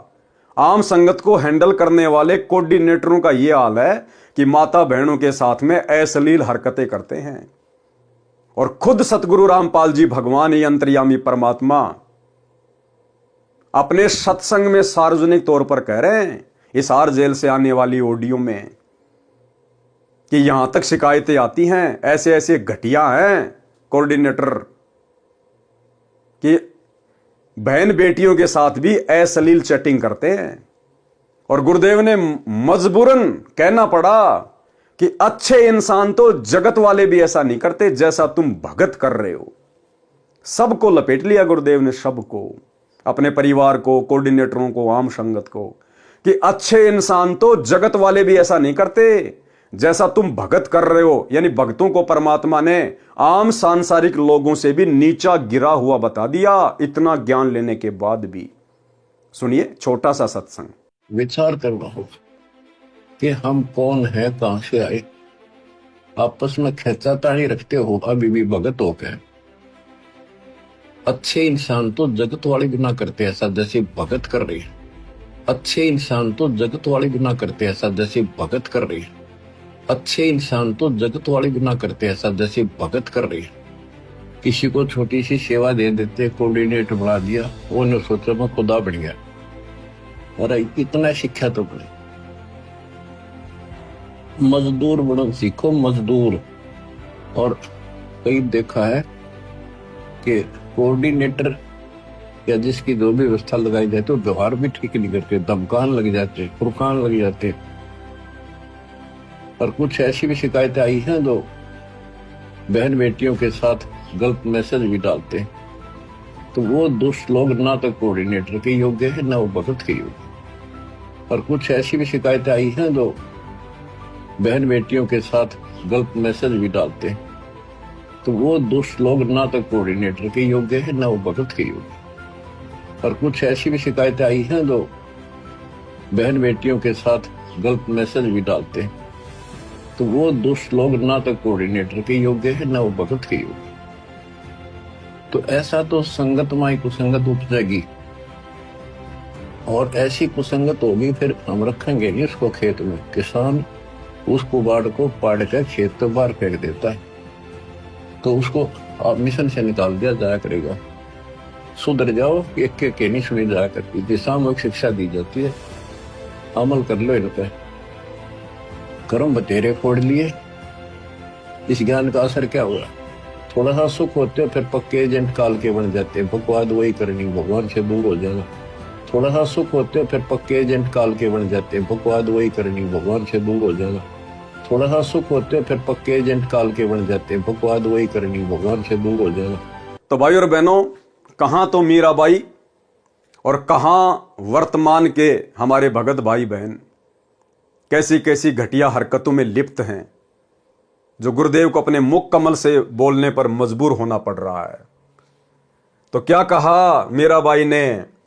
तेरे री मन में माता पाप है री, तेरे री मन में माता पाप है री, संत मेरे माँ बाप हैं री, संत मेरे माँ बाप हैं री, आए वो तो कर देंगे बेड़ा पार, सत्संग में जाना मेरा ना छूटरी, हाय वो तो कर देंगे बेड़ा पार, सत्संग में जाना मेरा ना छूटरी।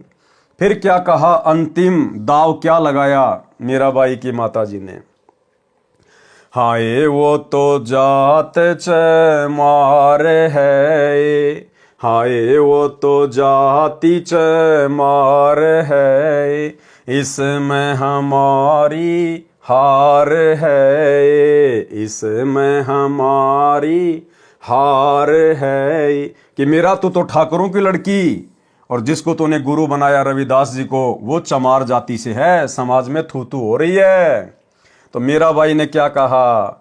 तेरे री लेख माता चमार है री, तेरे री लेख माता चमार है री, मेरा सिर जन हार है री, मेरा सिर जन हार है री, आए वो तो मीरा के गुरु रविदास, सत्संग में जाना मेरा ना छूटरी, आए वो तो मीरा के गुरु रविदास, सत्संग में जाना मेरा ना छूटरी।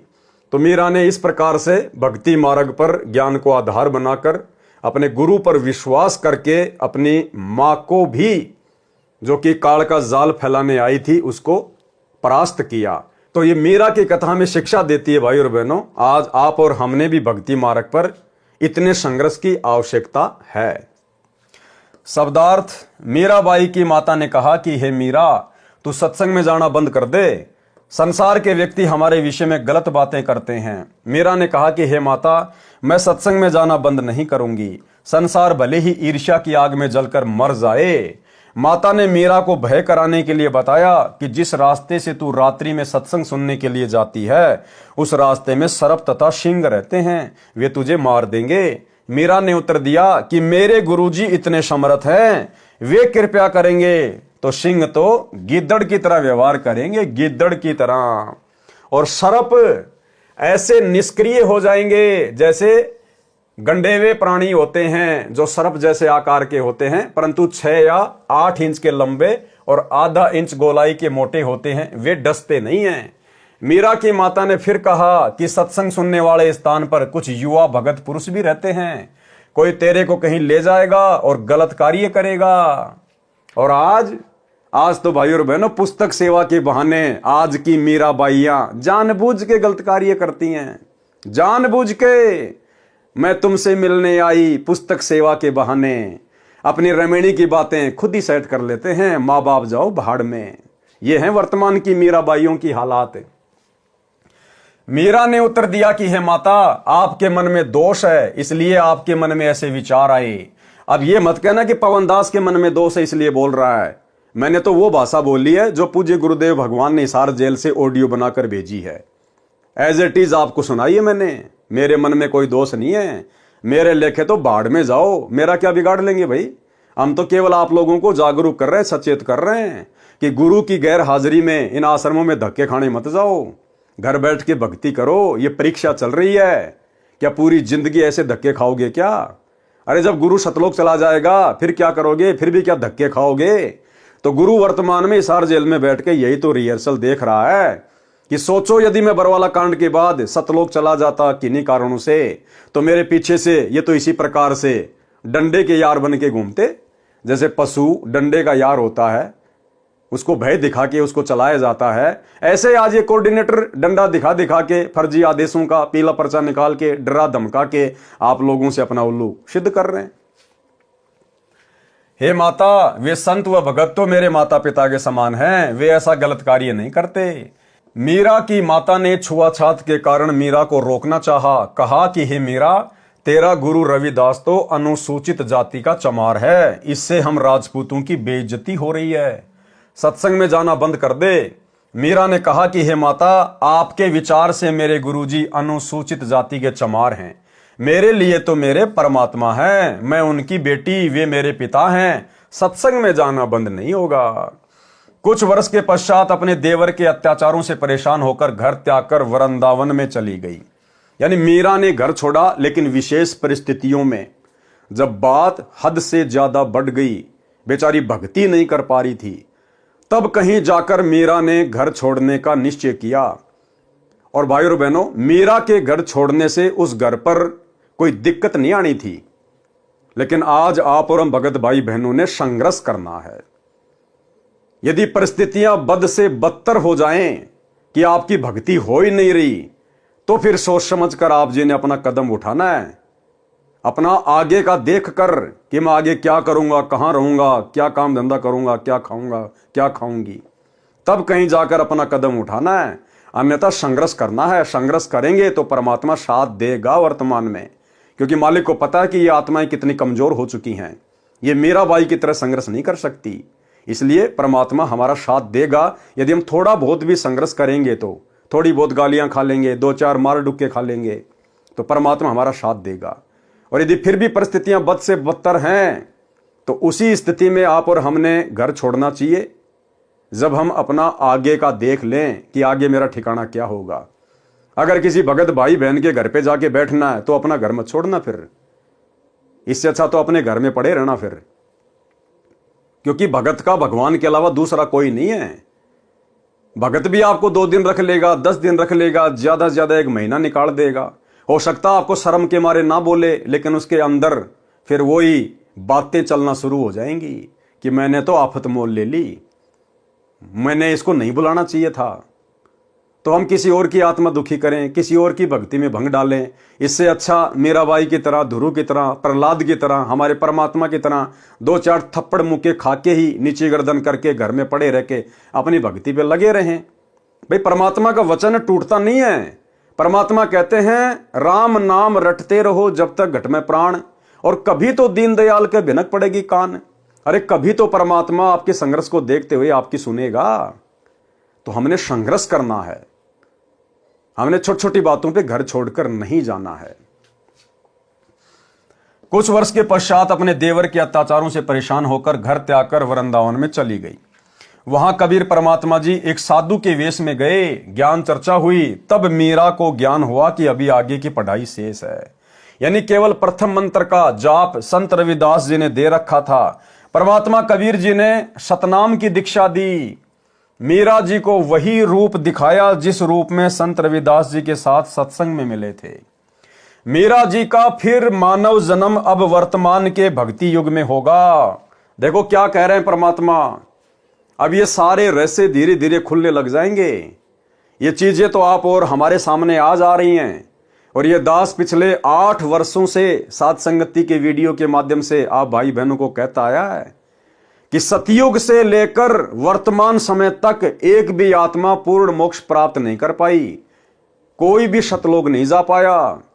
हां, जो पहले के, जो कलयुग के बिचली पीढ़ी वाले समय निकल चुके हैं अनंत बार, उनमें असंख्य आत्माएं पार हो चुकी हैं।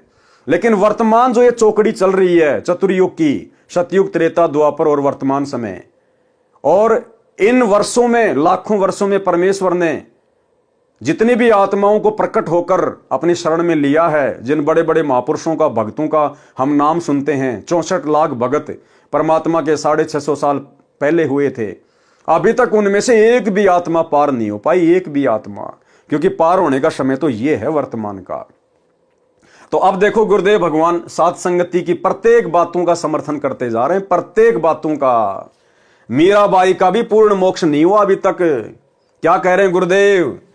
मीरा जी का फिर मानव जन्म अब वर्तमान के भक्ति युग में होगा, इस कलयुग की बिचली पीढ़ी में होगा। भाई और बहनों, कुछ दिन पहले साथ संगति में एक बहन आई थी हरियाणा से, जो अपने आप को मीराबाई कहा करती थी। तो भाई और बहनों, वो नकली मीराबाई है, वो वास्तव में मीराबाई नहीं है। उसने अपने विषय में झूठ फैलाया था कि मैं मीरा की आत्मा हूं, मीरा की आत्मा हूं। गुरुदेव क्या कह रहे हैं? उसका जन्म अब होगा, अभी हुआ नहीं है, यानी अब हो चुका होगा वर्तमान में। क्योंकि गुरुदेव ने मुक्ति बोध को लिखा कब? अपने जेल जाने के बाद, यानी 2014 के बाद गुरुदेव ने मुक्ति बोध को लिखा है। तो गुरुदेव कह रहे मीरा का मानव जन्म अब भक्ति युग में होगा। अब वर्तमान में हो सकता है हो चुका होगा ये पुस्तक लिखने के बाद।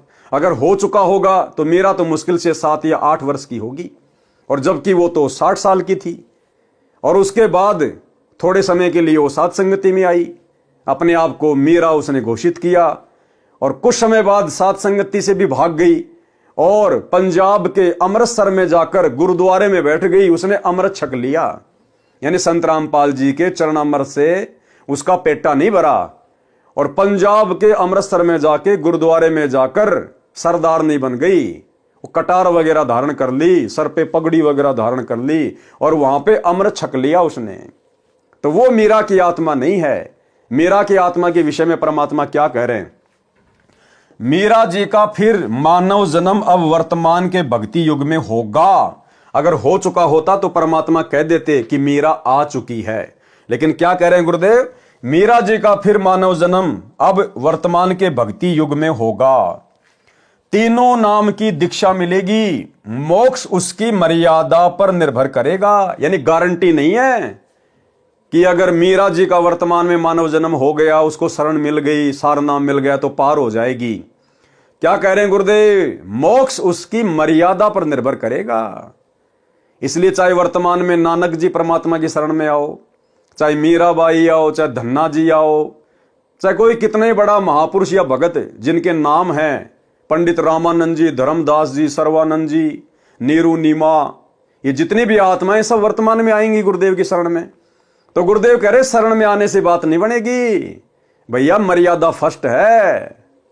अगर मर्यादा में रहेंगे तो मोक्ष प्राप्त करेंगे, चाहे मीरा हो चाहे धर्मदास हो। तो इस भक्ति मार्ग में मर्यादाओं की कितनी बड़ी भूमिका है। और काल मर्यादा ही तुड़वाता है सबसे पहले, क्योंकि परमात्मा से दूर करने का सबसे अच्छा तरीका है भगत की मर्यादा तुड़वा दो। और बरवाला कांड के बाद गुरुदेव भगवान जो हमारी परीक्षा ले रहे हैं, आप सबको पता है, सतलोक आश्रम मैनेजमेंट हरियाणा ने, गुरुदेव के परिवार ने, इन कोऑर्डिनेटरों ने एक भी भगत की मर्यादा सुरक्षित नहीं छोड़ी, एक भी भगत की। सारे भक्ति विरुद्ध उल्टे काम और गुरुजी का ही नाम ले लेके संगत से करवा डाले। काल ने ये तो कहा था, जाओ जोग जीत संसारा, जीव न माने कहा तुम्हारा नाम ले वाद बधाऊं और याविद जीवों को बरमाऊं। कि तेरा ही नाम ले लेके कि गुरुजी का आदेश, गुरुजी का आदेश, पीड़ा परचा गया, गुरुजी का आदेश, और सबकी मर्यादा तोड़वा दूंगा। और गुरुजी का नाम ले लेके 2019 में कांग्रेस को वोट डलवा दिए, सपोर्ट करवा दिया। 2024 में बीजेपी को वोट डलवा दिए, सपोर्ट करवा दिया। नरेंद्र मोदी की रैलियों में धक्के खिला दिए। गांव धनाना में 1 करोड़ रुपए की लागत से, भक्तों के दान से बैडमिंटन का स्टेडियम बना दिया, गुरुजी की मर्यादा तोड़वा दी। धनाना आश्रम में हॉस्पिटल का काम शुरू कर दिया 10 एकड़ में, जैसे आने वाले समय में सारे बीमार पड़ने वाले हैं। गुंडों की सीबीआई जांच के समर्थन में बैठा दिया, 5 लाख रुपए दे दिए राजपूत करणी सेना को। जाट आरक्षण में भक्तों को बैठा दिया, बिरानी आग में झोंक दिया, करोड़ों रुपए चंदे के रूप में दे दिए। गोहाना जाट धर्मशाला का 5वां फ्लोर बनवा रहे हैं, जो 1 करोड़ रुपए में बनेगा। और दुनिया भर की नौटंकी पाखंड जिनकी कोई गिनती नहीं है। तो काल का यही तो सूक्ष्म दाव था जो सफल हो गया। और जो गुरुदेव के हीरे मोती लाल थे, जिनके लिए परमात्मा चारों युगों से भटक रहे हैं, जो विशेष आत्माएं हैं गुरुदेव की, परमात्मा ने उन आत्माओं को बरवाला कांड के बाद साध संगतियां शुरू करवा के उनकी भक्ति मर्यादा सुरक्षित रखवाने के लिए पहले साध संगति से जोड़ दिया। तो साध संगति में जितने भी भगत भाई बहन जुड़े हुए हैं, आज चाहे उनकी आर्थिक स्थिति कैसी भी क्यों ना है, उनका शरीर रूप रंग कैसा भी क्यों ना है, आप और हम परमेश्वर की उन महानतम आत्माओं में से हैं। ये कोई मान बढ़ाई के लिए नहीं कह रहे हम। हमें पता है हकीकत क्या है, सच्चाई क्या है, कैसे परमात्मा ने अपनी आत्माओं को काल के जाल से सुरक्षित रखा, साध संगतियां शुरू करवा के। मीरा जी का फिर मानव जन्म अब वर्तमान के भक्ति युग में होगा। तीनों नाम की दीक्षा मिलेगी। मोक्ष उसकी मर्यादा पर निर्भर करेगा। भैया अगर मर्यादा में रहेगी तो मोक्ष होगा, नहीं तो फिर 84 में जाएगी। यदि आजीवन विश्वास के साथ मर्यादा में रहकर तीनों नामों का जाप करती रही तो मोक्ष निश्चित है। वृंदावन में भी मीरा की आस्था श्री कृष्ण में कुछ कुछ थी। क्या कह रहे हैं परमात्मा? जब मीरा घर बार छोड़ के वृंदावन चली गई थी तो मीरा की आस्था उस समय श्री कृष्ण जी में थी, थोड़ी थोड़ी। और भैया चाहे थोड़ी थोड़ी हो चाहे ज्यादा ज्यादा हो, परमात्मा कहते हैं 100 वर्ष सतगुरु की पूजा एक दिन आन उपासी, वो अपराधी आत्मा फिर पड़े काल की फांसी। तो मीरा की आस्था श्री कृष्ण जी में थोड़ी थोड़ी थी, इसलिए उसने वृंदावन में जाने का विचार किया था। जब मीराबाई राणा के अत्याचारों से तंग आकर घर त्याग गई थी तो उस क्षेत्र में अकाल मृत्यु, महामारी, अकाल दुर्भिक्ष की मार शुरू हो गई थी। यानी राणा ने एक भगत को सताया, एक भगत को परेशान किया, एक संतनी को दुखी किया। और एक भगत के दुखी करने मात्र से परमात्मा कितना नाराज होता है, कितना रुष्ट होता है। परमात्मा कहते हैं, कबीर मेरे साधु को यानी मेरे भगत को दुख ना दीजियो कोई, और संत दुखी तो मैं दुखी, मेरा आपा भी दुखी होए। हिरणाकुश उदर उदारिया हम ही मार्या कंस, और जो सतावेगा मेरे भगत को उसका खो दूंगा वंश। तो एक भगत के दुखी होने से परमात्मा कितना दुखी होता है। और राणा की नगरी में उसके बाद महामारी फैल गई, अकाल पड़ गया, दुर्भिक्ष पड़ गया, हाहाकार मच गया। और वर्तमान में भाई और बहनों, इसीलिए दास बार बार आप भाई बहनों को सचेत करता है, अभी अगर कुछ ऐसा नहीं हो रहा है तो इसका मतलब ये नहीं कि होगा नहीं।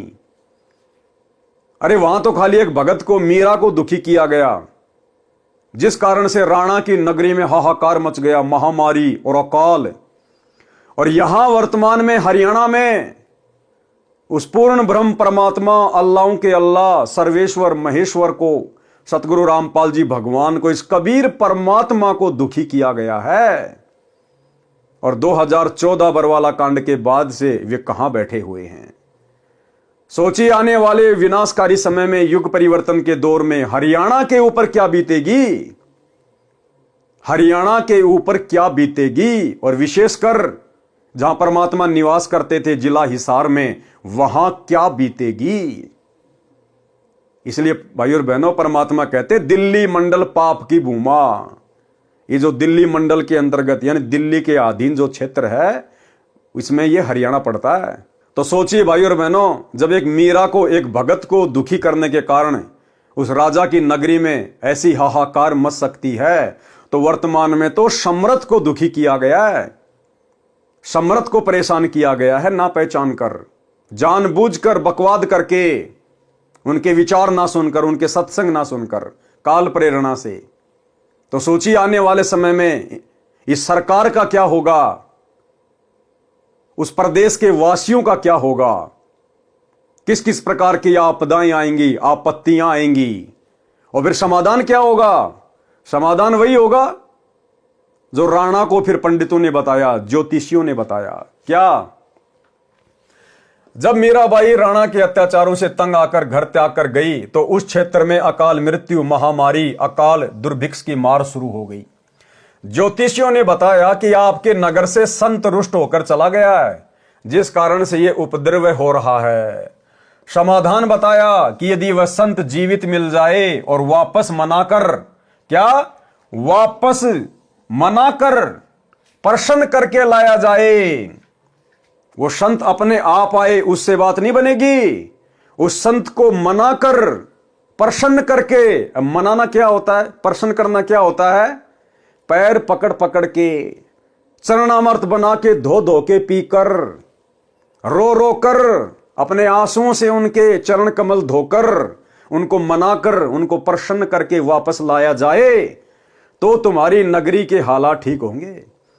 तो आने वाले समय में भाई और बहनों, जो भी हरियाणा का राजा होगा, मुख्यमंत्री होगा, जो भी भारत का राजा होगा, जो प्रधानमंत्री होगा, राष्ट्रपति होगा, हिसार जेल में जाकर उस युग परिवर्तन के समय में, हाहाकार के समय में, हिसार जेल में जाकर सतगुरु रामपाल जी के पैर पकड़कर, चरण धोकर, नाक रगड़कर, घुटने टेककर माफी मांगने से ये हालात देश और दुनिया के सुधरेंगे।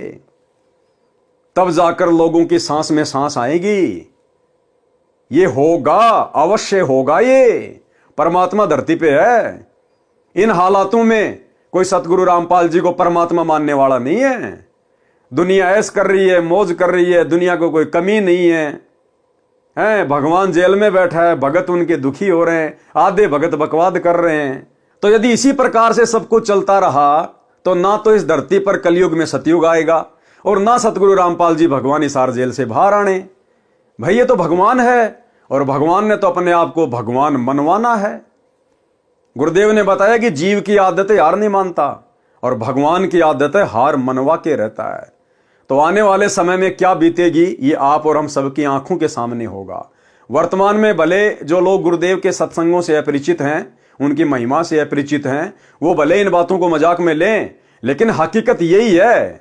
जिस कल की भगवान को आजकल दुनिया यूट्यूब पे ढूंढ रही है, वो कल की भगवान हिसार जेल में बैठे हुए सतगुरु रामपाल जी परमात्मा हैं। कल्कि के दो मतलब हैं, एक होता है विष्णु का अवतार, वो तो लाखों साल बाद में आएगा, उसका तो वर्तमान में कोई लेन देन ही नहीं है। दूसरा कल्कि होता है कलयुग का भगवान, काल पर विजय प्राप्त करने वाला भगवान कल्कि। तो ये है वो कल्कि भगवान, रियल कल्कि, जो इस कलयुग में सतयुग लाएगा, युग परिवर्तन के दौर में जो देश और दुनिया बचाएगा। ये हैं वो कल्कि भगवान।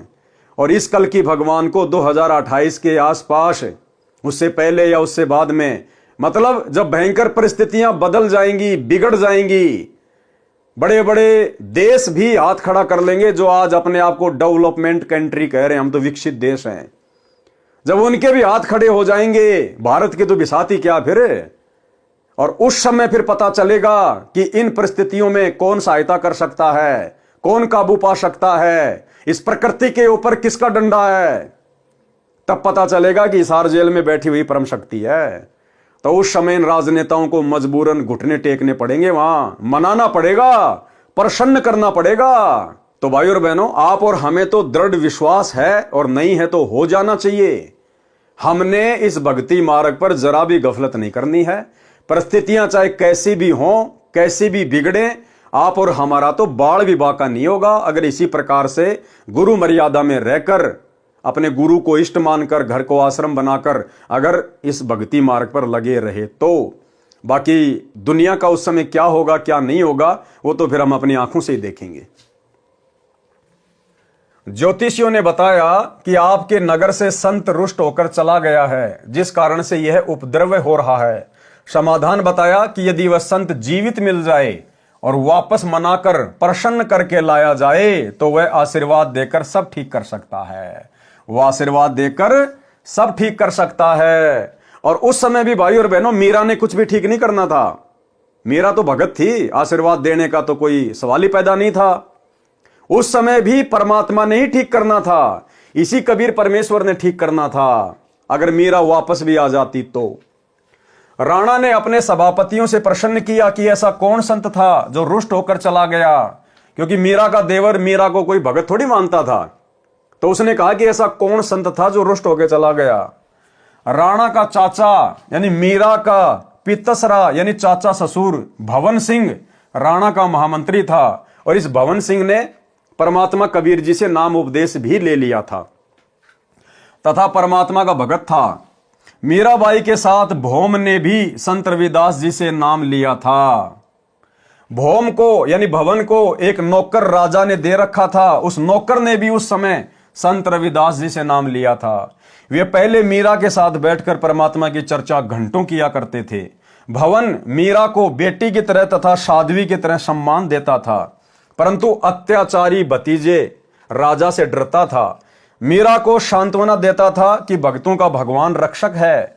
मीरा के चले जाने के पश्चात भवन तथा नौकर बहुत रोते थे, याद करते थे। भौम ने राजा को बताया कि मीरा संत थी।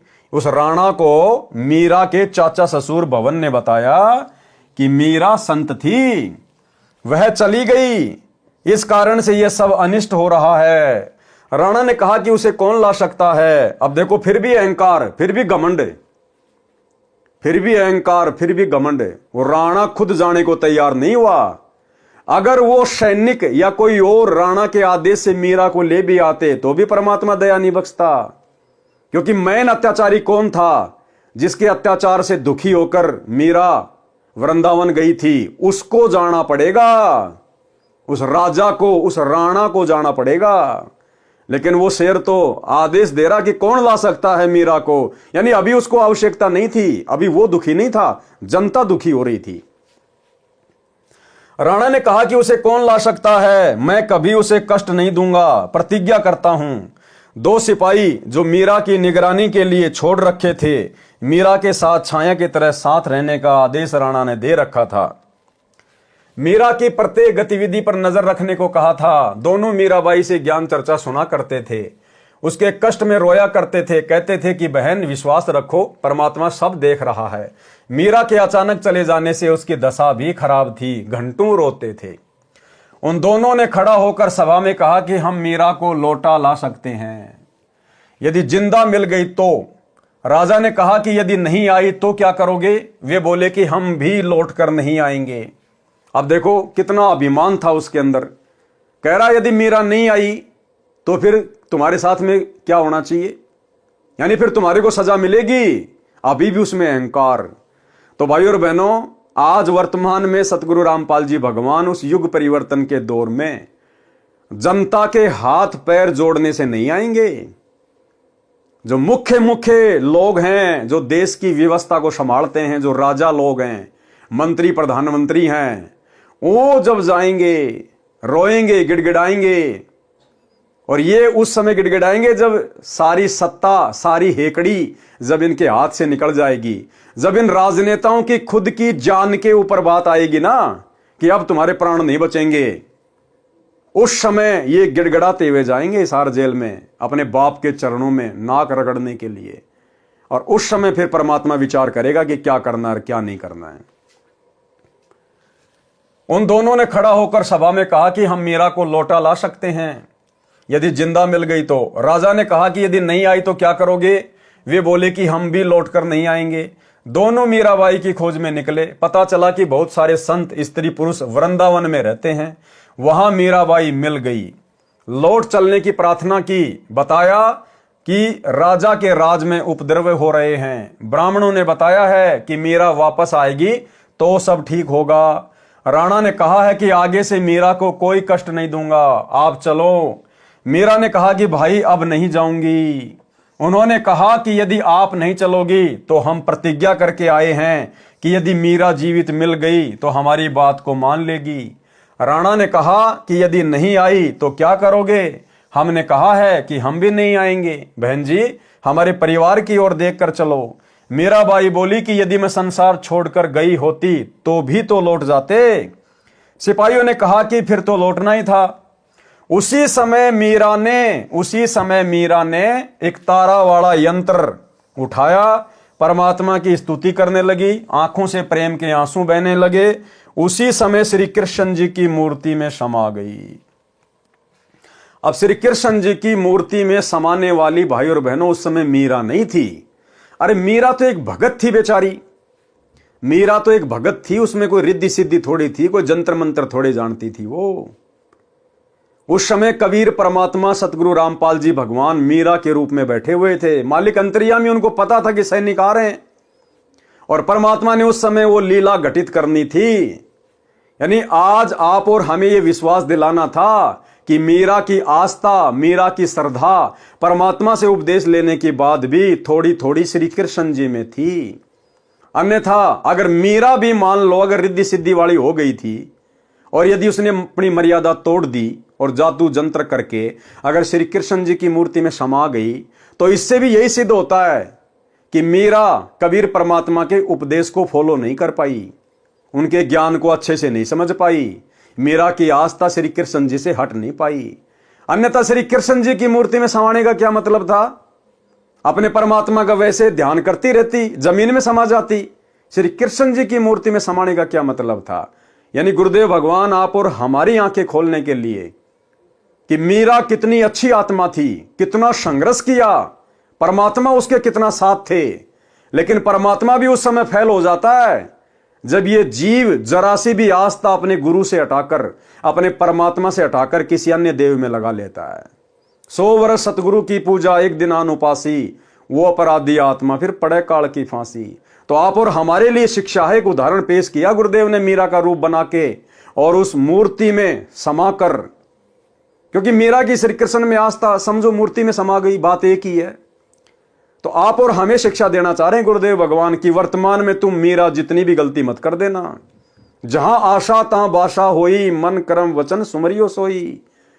अगर ये भक्ति करते करते इस कलयुग की पिछली पीढ़ी में अगर तुम्हारी अपने गुरु के अलावा किसी अन्य में जरा सी भी आस्था रह गई, जैसे आज सतलोक आश्रमों से जुड़े हुए 90% भगत भाई बहनों की थोड़ी सी नहीं, आधी नहीं, पूरी की पूरी आस्था उस दाढ़ी मूंछ वाली कबीर जी की समझे जाने वाली नकली फोटो में है।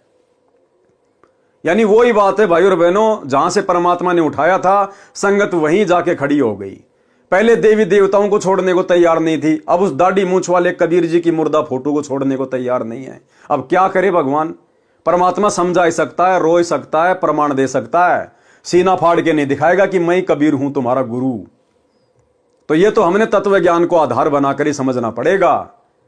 तो आप और हमारा सौभाग्य साथ संगति से जुड़े हुए भाई बहनों का, जो परमात्मा ने आस्था और श्रद्धा का नामो निशानी खत्म कर दिया किसी अन्य देव में, महादेव में, और वो दाढ़ी मूंछ वाली कबीर जी की फोटो को परमात्मा ने हम सभी सत्सेवकों में प्रेरणा करके टूक टूक करवा दिया, फड़वा दिया, सोशल मीडिया पर वीडियो बनवा दिए दूसरे लोगों को भी संदेश देने के लिए। तो ये साथ संगति गुरुदेव भगवान का विशेष मिशन है, 13वां यथार्थ कबीर पंथ है। उसी समय मीरा जी ने एक तार वाला यंत्र उठाया, परमात्मा की स्तुति करने लगी, आंखों से प्रेम के आंसू बहने लगे।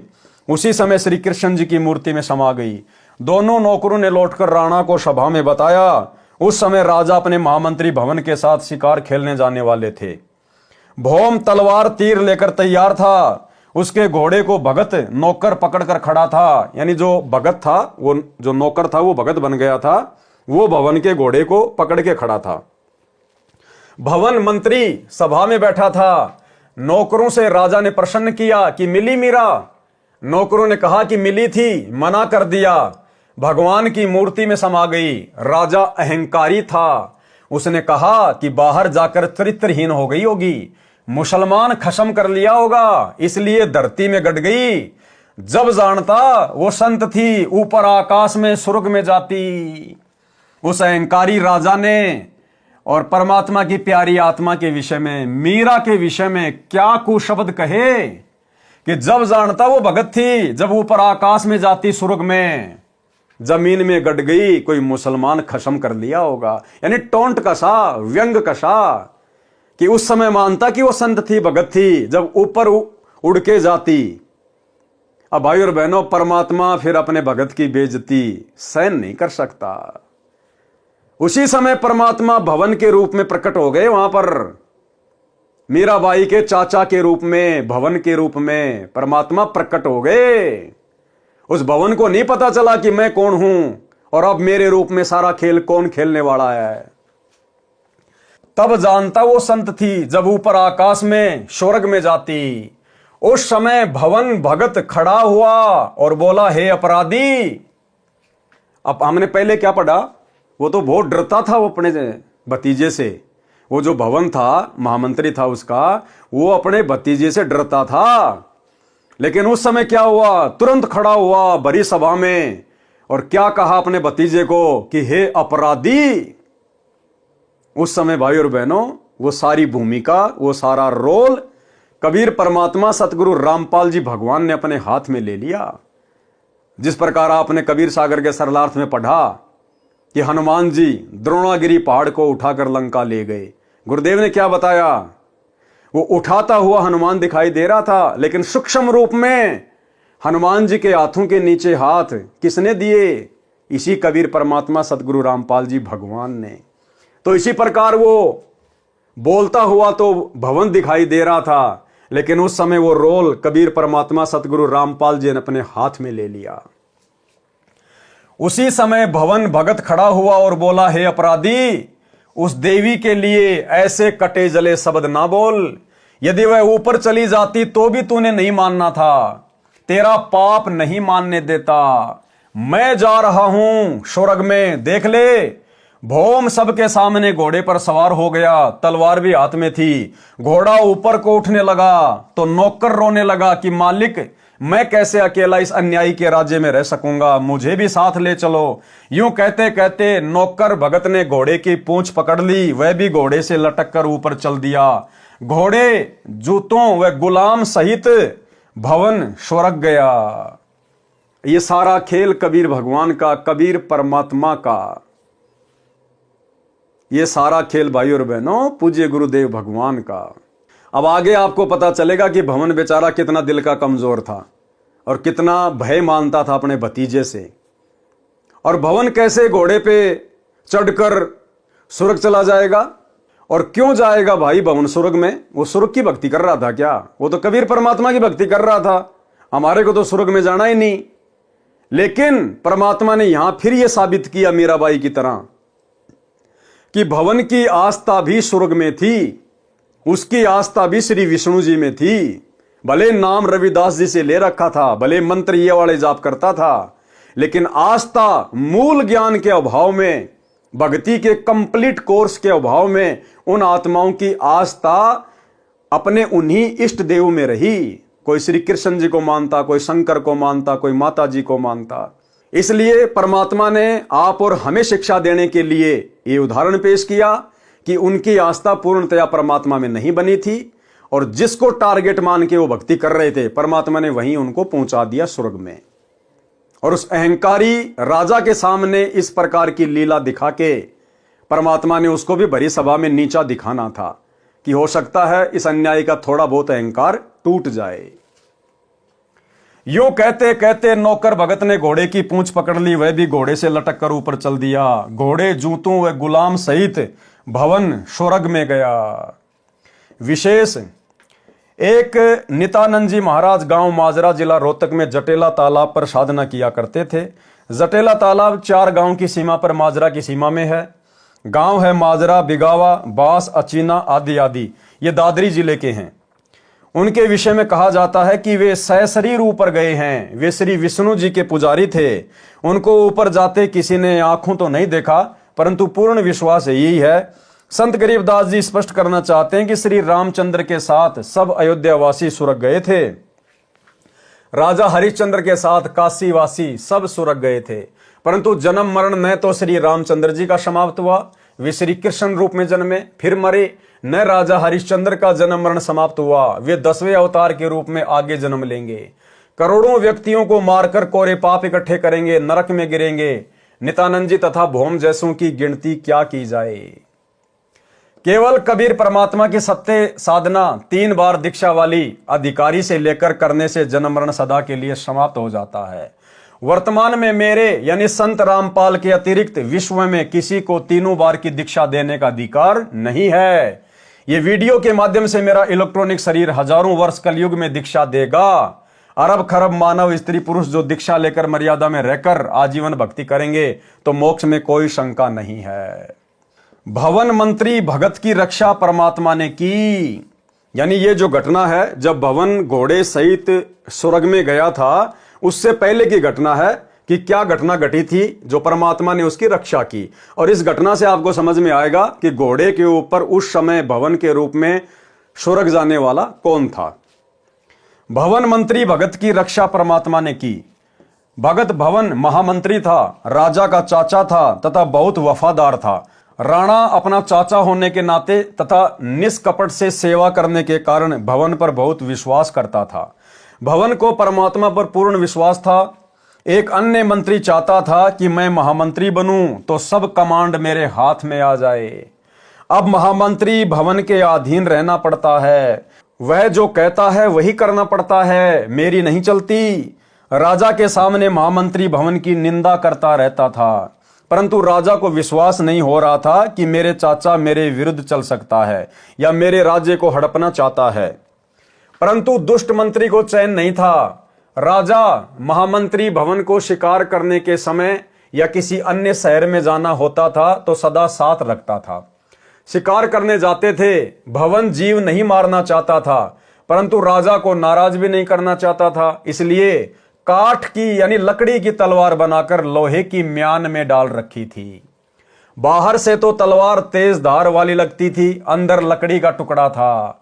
भवन शिकार के समय राजा से दूसरी ओर घोड़ा दौड़ा ले जाते थे, कोई जीव हिंसा नहीं करते थे। भवन का परमात्मा पर अटूट विश्वास था। जो भी कार्य गलत होता तभी कहते कि परमात्मा जो करता है अच्छा करता है। अच्छा हुआ, अच्छा हुआ। किसी ने मंत्री को बताया कि भवन महामंत्री ने काठ की तलवार ले रखी है, कहता है कि जीव हिंसा नहीं करनी चाहिए। चापलूस मंत्री ने भवन के पीछे से उसकी तलवार देखी, वास्तव में लकड़ी की थी। 1-2 को और दिखाई, 3-4 ने आंखों देखी। चापलूस मंत्री ने सबसे कहा कि भवन अपने भतीजे को मरवाना चाहता है, स्वयं राज्य चाहता है। भाइयों, मेरे साथ राजा के पास चलो। मंत्री अपनी मंडली को लेकर राजा के यहां पेश हुआ।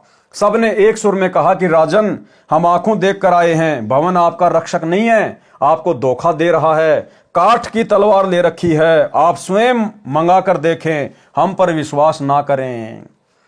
देखो भाई और बहनों, जब भगत की नीयत सच्ची होती है ना, अब भुवन ने वो काठ की तलवार क्यों रखी?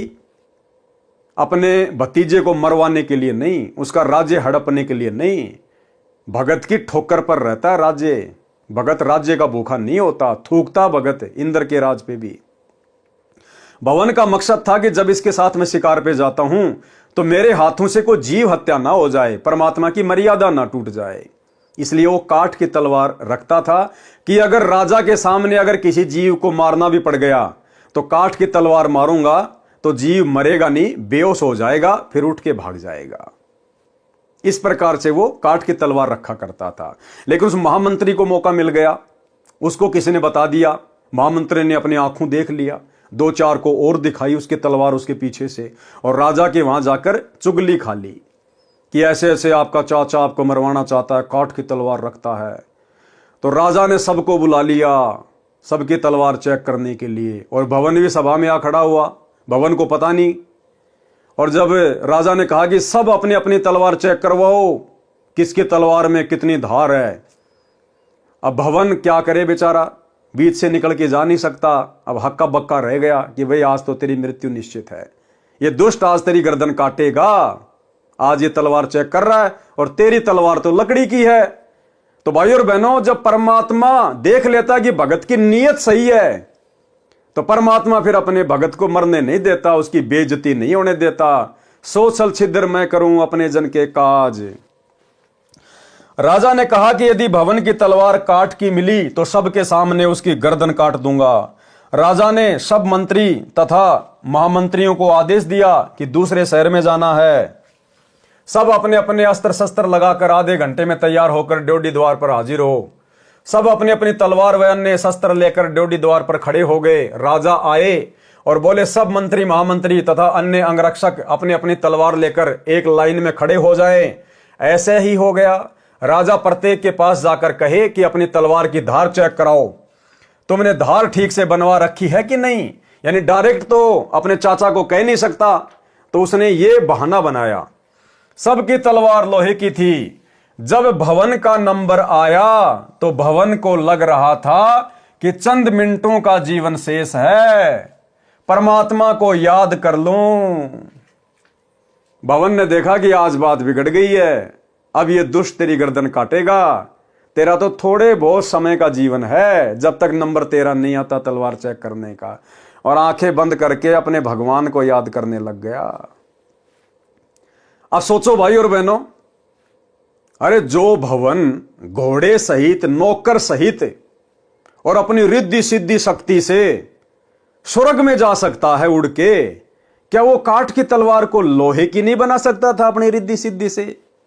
तो अब आपको समझ में आ जाना चाहिए भाई और बहनों कि उस समय भवन के रूप में वो लीला किसने की थी, घोड़े पर बैठकर स्वर्ग जाने की। राजा प्रत्येक के पास जाकर कहा कि तलवार की धार चेक कराओ, तुमने धार ठीक से बनवा रखी है या नहीं। सबकी तलवार लोहे की थी। जब भवन का नंबर आया तो भवन को लग रहा था कि चंद मिनटों का जीवन शेष है, परमात्मा को याद कर लूं। भवन परमात्मा का नाम जो गुरुजी से ले रखा था जाप करने लगा। आप और हमें एक और शिक्षा दे रहे हैं गुरुदेव भगवान, जब कभी कभार तुम्हारे सामने भी इस प्रकार की परिस्थिति पैदा हो जाए, तुम्हारे को कुछ भी समझ में ना आए, तो उस समय फिर अपनी तिगड़मबाजी को छोड़कर अपना दिमाग इधर उधर दौड़ाने के बजाय और जो सुमरण दे रखा है गुरुदेव भगवान ने, अपने परमात्मा में ध्यान लगा देना चाहिए। कोई विशेष संकट आता दिखाई दे, कोई परेशानी दिखाई दे, तो उस समय सुमरण ही हमारा हथियार होना चाहिए, सुमरण ही हमारा सहारा होना चाहिए। फिर परमात्मा आपत्ति को टाल देता है। भवन परमात्मा का नाम जो गुरुजी से ले रखा था जाप करने लगा। राजा ने कहा कि महामंत्री तलवार म्यान से निकाल। भवन को पता ही नहीं चला कि कब तलवार म्यान से बाहर निकली, वह तो अंतिम श्वास ले रहा था। अब भवन के तो होश उड़ गए, उसको तो पता ही नहीं, परमात्मा ने उसको निष्क्रिय कर दिया। जैसे रामचंद्र जी के पास गए परमात्मा रावण के साथ युद्ध वाले क्षेत्र में, तो रामचंद्र जी को पता नहीं परमात्मा ने कहां खड़ा कर दिया, गुप्त अदृश्य कर दिया। और रामचंद्र के रूप में फिर तीर किसने मारा? कबीर परमात्मा ने रावण की नाभि में, और नाम हो गया रामचंद्र का। तो ठीक इसी प्रकार जब भवन का नंबर आया तो भवन ने देखा भैया बस तेरा लास्ट समय आ गया, गुरुजी को याद कर ले। वो तो अपना सुमरण में ध्यान लगा लिया, परमात्मा ने उसकी बुद्धि ऑफ कर दी, उसको तो कुछ नहीं पता क्या हो रहा है क्या नहीं हो रहा है। और उस समय वो दुनिया को भवन दिखाई दे रहा था, लेकिन उसी समय सूक्ष्म रूप में परमात्मा आ गए और तलवार निकाली। भवन को नहीं पता कब तलवार निकल गई, कब चेक हो गई। और जैसे ही तलवार निकाली, परमात्मा ने भवन का रूप बना के वो तलवार स्टेनलेस स्टील की, जितने भी लोग थे सबसे ज्यादा चमकदार बिजली की तरह यूं चमक रही तलवार, सब लोग हक्का बक्का रह गए। अरे इसके पास में ऐसी गजब की तलवार कहां से आ गई, अभी तो हमने अपनी आंखों से देखा था लकड़ी की तलवार थी। तो ऐसे खेल खेलता भाई और बहनों परमात्मा अपने भगत के लिए। क्या कह रहे हैं परमात्मा? राजा ने कहा कि महामंत्री तलवार म्यान से बाहर निकाल। भवन को पता ही नहीं चला कि कब तलवार म्यान से बाहर निकल गई। वह तो अंतिम सांस ले रहा था। ज्यों ही भवन ने पूरे वेग के साथ तलवार म्यान से बाहर निकाली तो तलवार लोहे की थी। उसकी चमक आंखों को ऐसे लग रही थी जैसे आकाशीय बिजली का चमका लगा हो। देखने वाले जो आंखों देख चुके थे कि भवन की तलवार लकड़ी की थी, उनको अपनी आंखों पर भरोसा नहीं हो रहा था। इस घटना के पश्चात भवन की आस्था परमात्मा में पूर्ण रूप से दृढ़ हो गई, परंतु दुष्ट मंत्री बाज नहीं आया। तो भाइयों और बहनों, ये सारी की सारी जो कथाएं हैं, जो कहानियां हैं, ये गुरुदेव भगवान आप और हमारे विश्वास को वर्तमान में इस कलयुग की बिचली पीढ़ी में अपने चरणों में दृढ़ करने के लिए लिख रहे हैं कि आप लोगों ने भी इतना विश्वास अपने गुरुदेव भगवान पर होना चाहिए। उसके बाद परमात्मा ना जाने आपके रूप में क्या क्या खेल खेल देगा। होनी को अनहोनी कर देगा। साहिब से सब होता है, बंदे से कुछ नहीं। वो राई से पर्वत कर दे, फिर पर्वत से राई। परमात्मा जो चाहे सो कर दे, भरम पड़ो मत कोई। और सेव दड़ पर शीश चढ़ाया, पाछे करी रसोई। मोला जल से थल करे, थल से जल कर देत। और साहिब तेरी साई भी शाम कहूं के श्वेत। तो यह आप और हमारे लिए शिक्षा है कि अपने गुरु पर अगर विश्वास करो तो इतना करो जैसे भवन ने किया। फिर देखना परमात्मा कैसे आपत्तियों के बादल शीतल हवा चला के टाल देता है। परंतु दुष्ट मंत्री बाज नहीं आया। लेकिन जो मंत्री था, जो महामंत्री बनना चाहता था भवन को हटवा कर, वो अपनी हरकतों से बाज नहीं आया। और फिर एक ऐसी घटना और घट गई। परमात्मा जो करता है अच्छा करता है। परमात्मा इस घटना के माध्यम से भी हमें यह संदेशा देना चाहते हैं कि भगत के जीवन में भक्ति करते करते समय चाहे कैसे ही ओछी मंदी घटना घटित क्यों ना हो जाए, वो भगत के लिए बहुत हितकारी है, लाभकारी है। क्योंकि भविष्य का सतगुरु को पता होता है, हमें पता नहीं होता। तो भगत ने कभी भी अपने आप को कमजोर नहीं पड़ने देना। चाहे कैसे भी टाइम पास हो रहा है, चाहे छोटी मोटी कोई आपत्ति भी क्यों ना आ जाए, भक्ति करते करते परमात्मा पहाड़ जैसी आपत्ति को हल्के में टाल रहा होता है। उनका ऑपरेशन बैकग्राउंड में चालू रहता है। परमात्मा जो करता है अच्छा करता है। एक दिन राजा व महामंत्री और मंत्री कहीं जाने की तैयारी में खड़े थे। राजा मंत्रियों से बातें भी कर रहा था तथा तलवार को निकालकर उसकी धार देखने लगा। बातों में व्यस्त होने के कारण राजा को ध्यान नहीं रहा। उसकी दाएं हाथ की उंगली कटकर दूर गिर गई। राजा को जोर की पीड़ा हुई। महामंत्री बोला, कौन महामंत्री? भवन। महामंत्री बोला कि अच्छा हुआ, जो होता है अच्छा ही होता है। परमात्मा जो करता है अच्छा ही करता है। उस दिन राजा को लगा कि वास्तव में महामंत्री के मन में दोष है, ये मेरा अहित चाहता है। चापलूस मंत्री को मौका मिल गया। राजा के लिए वैद्य बुला कर लाया। कहने लगा कि हे राजन, देख लिया आपने, सुन लिया अपने कानों से। राजा ने आदेश दिया कि महामंत्री को जेल में डाल दो। चापलूस मंत्री को महामंत्री बना दिया। 6 महीने में राजा की उंगली का जख्म भर गया। राजा के दाएं हाथ में केवल 3 अंगुलियां थी। नए महामंत्री को साथ लेकर राजा शिकार करने गया। जंगल में शिकार के पीछे घोड़ा दौड़ा रखा था। राजा तथा महामंत्री दोनों सेना से दूर गहरे जंगल में चले गए। आगे कुछ जंगली व्यक्ति मिले। उन्होंने दोनों को घेर लिया तथा पकड़कर रस्सों से बांधकर घर पर ले गए। जंगली व्यक्तियों ने देवी को नर बलि चढ़ाने का संकल्प कर रखा था। पुरोहित को बताया कि दोनों व्यक्ति पकड़कर लाए हैं। पुरोहित ने कहा कि अच्छी बात है, दोनों की बलि चढ़ा देंगे, देवी अधिक प्रसन्न होगी। परंतु जांच करो कि इनका कोई अंग भंग ना हो। जांच करने पर पाया कि एक व्यक्ति की एक अंगुली नहीं है, कटी हुई है। पुरोहित बोला कि जिसकी अंगुली कटी है उसे जाने दो, वह बलि के योग्य नहीं है।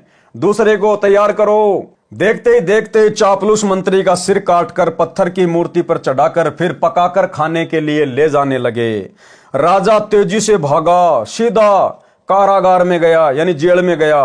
वहां महामंत्री बंद था। उसे कैद मुक्त किया तथा आप बीती बताई और कहा कि आप ठीक कह रहे थे कि जो होता है अच्छा ही होता है।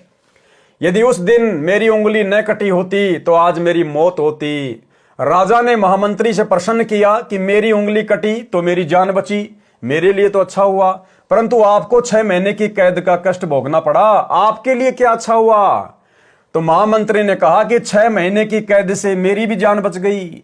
यदि मैं कैद में ना होता तो आपके साथ जंगल में जाता, उस मंत्री की जगह मेरी बलि चढ़ती।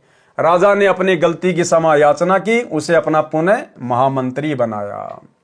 यानी जो परमात्मा करता है भगत के साथ में वो अच्छा ही होता है। देखो, जगत वालों को तो जैसे उनके जो कर्म हैं उस हिसाब से उनके साथ घटनाएं घटित होंगी। सतगुरु के शरण में आने के बाद भगत के साथ यदि कोई घटना घटित होगी तो फिर परमात्मा उसकी परीक्षा के लिए, उसके विश्वास को बढ़ाने के लिए, या पहाड़ जैसी आफत को परमात्मा हल्के में टाल रहा होगा। तो हमने केवल विश्वास के साथ अपनी भक्ति पर लगे रहना होता है। आत्मज्ञान बिना नर भटके, यानी मीराबाई के साथ क्या घटना घटित हुई जब वो राणा की नगरी को छोड़कर वृंदावन को जा रही थी। आत्मज्ञान बिना नर भटके। आत्मज्ञान क्या होता है? मैं कौन हूं, क्यों जन्म रहा हूं, क्यों मेरी मृत्यु होती है, मरने के बाद कहां जाऊंगा, इस मनुष्य जीवन का क्या मकसद है, ये सारी बातें हैं आत्मज्ञान। जब बहन मीरा जी घर त्याग कर जा रही थी तो रास्ते में कुछ व्यक्ति एक गुफा के द्वार के सामने बैठे थे। मीराबाई ने उनसे वहां इकट्ठे होने का कारण जाना तो बताया कि इस गुफा के अंदर एक महात्मा रहता है, वह कभी कभी बाहर आता है, जिसको दर्शन हो जाते हैं उसका कल्याण हो जाता है, परंतु महिलाओं को दर्शन नहीं देते। मीराबाई ने कहा कि मैंने तो सुना है कि पुरुष तो एक परमात्मा ही है, अन्य तो शरीर बदलकर स्त्री पुरुष बनते रहते हैं। यदि कोई दूसरा पुरुष पृथ्वी पर है तो मैं उसके दर्शन करके ही जाऊंगी। महात्मा का विशेष सेवक था, केवल वह गुफा में जा सकता था। सेवक से महात्मा पता कर लेता था कि कोई स्त्री तो बाहर नहीं बैठी है। सेवक ने बताया कि एक साध्वी आई है, वह कहती है कि मैं तो दर्शन करके ही जाऊंगी। महात्मा बाहर आया। मीराबाई ने कहा कि महाराज, मैं जानना चाहती हूं कि इस 5 तत्व के बने मानव शरीर में स्त्री तथा पुरुष के तत्व में क्या अंतर है? केवल एक पुरुष है परमात्मा, आप अन्य पुरुष कैसे हो? आत्मा शरीर धारण करती है, नर मादा का अभिनय करती है। और जब मीरा ने उस महात्मा को शत उपदेश दिया, ज्ञान समझाया जैसा कि उसको परमात्मा से प्राप्त था, उसके बाद में उस महात्मा जी की आंखें खुली और उस महात्मा जी ने भी मीराबाई के साथ में जाके संत रविदास जी से नाम उपदेश लिया और अपना आत्म कल्याण करवाया। तो भाइयों और बहनों, मीराबाई की कथा से, गुरुदेव भगवान के आशीर्वाद से आप और हमें भक्ति मार्ग पर दृढ़ता के साथ में और संघर्ष करते हुए आगे बढ़ने की प्रेरणा मिलती है। और इसी प्रकार से हमने इस कलयुग की बिचली पीढ़ी में इन तमाम कथाओं से शिक्षा लेकर अपने आप को कमजोर नहीं पड़ने देना है, क्योंकि हमारे बैकग्राउंड में, हमारी पीठ पीछे समर्थ कादर भगवान, सतगुरु रामपाल जी भगवान लोहे की तरह खड़े हैं, लोहे की तरह। अगर मर्यादा में रहकर इस भक्ति मार्ग पर टिके रहे तो भाइयों और बहनों, आज के वीडियो में केवल इतना ही। कल रात्रि 8 बजे सभी भाई बहन फिर से लाइव जुड़िए एक नए वीडियो के साथ में। तब तक गुरुदेव भगवान आप और हम सभी को आज्ञा दे, इजाजत दे, आशीर्वाद दे। बंदी छोड़ सतगुरु रामपाल जी भगवान की जय हो।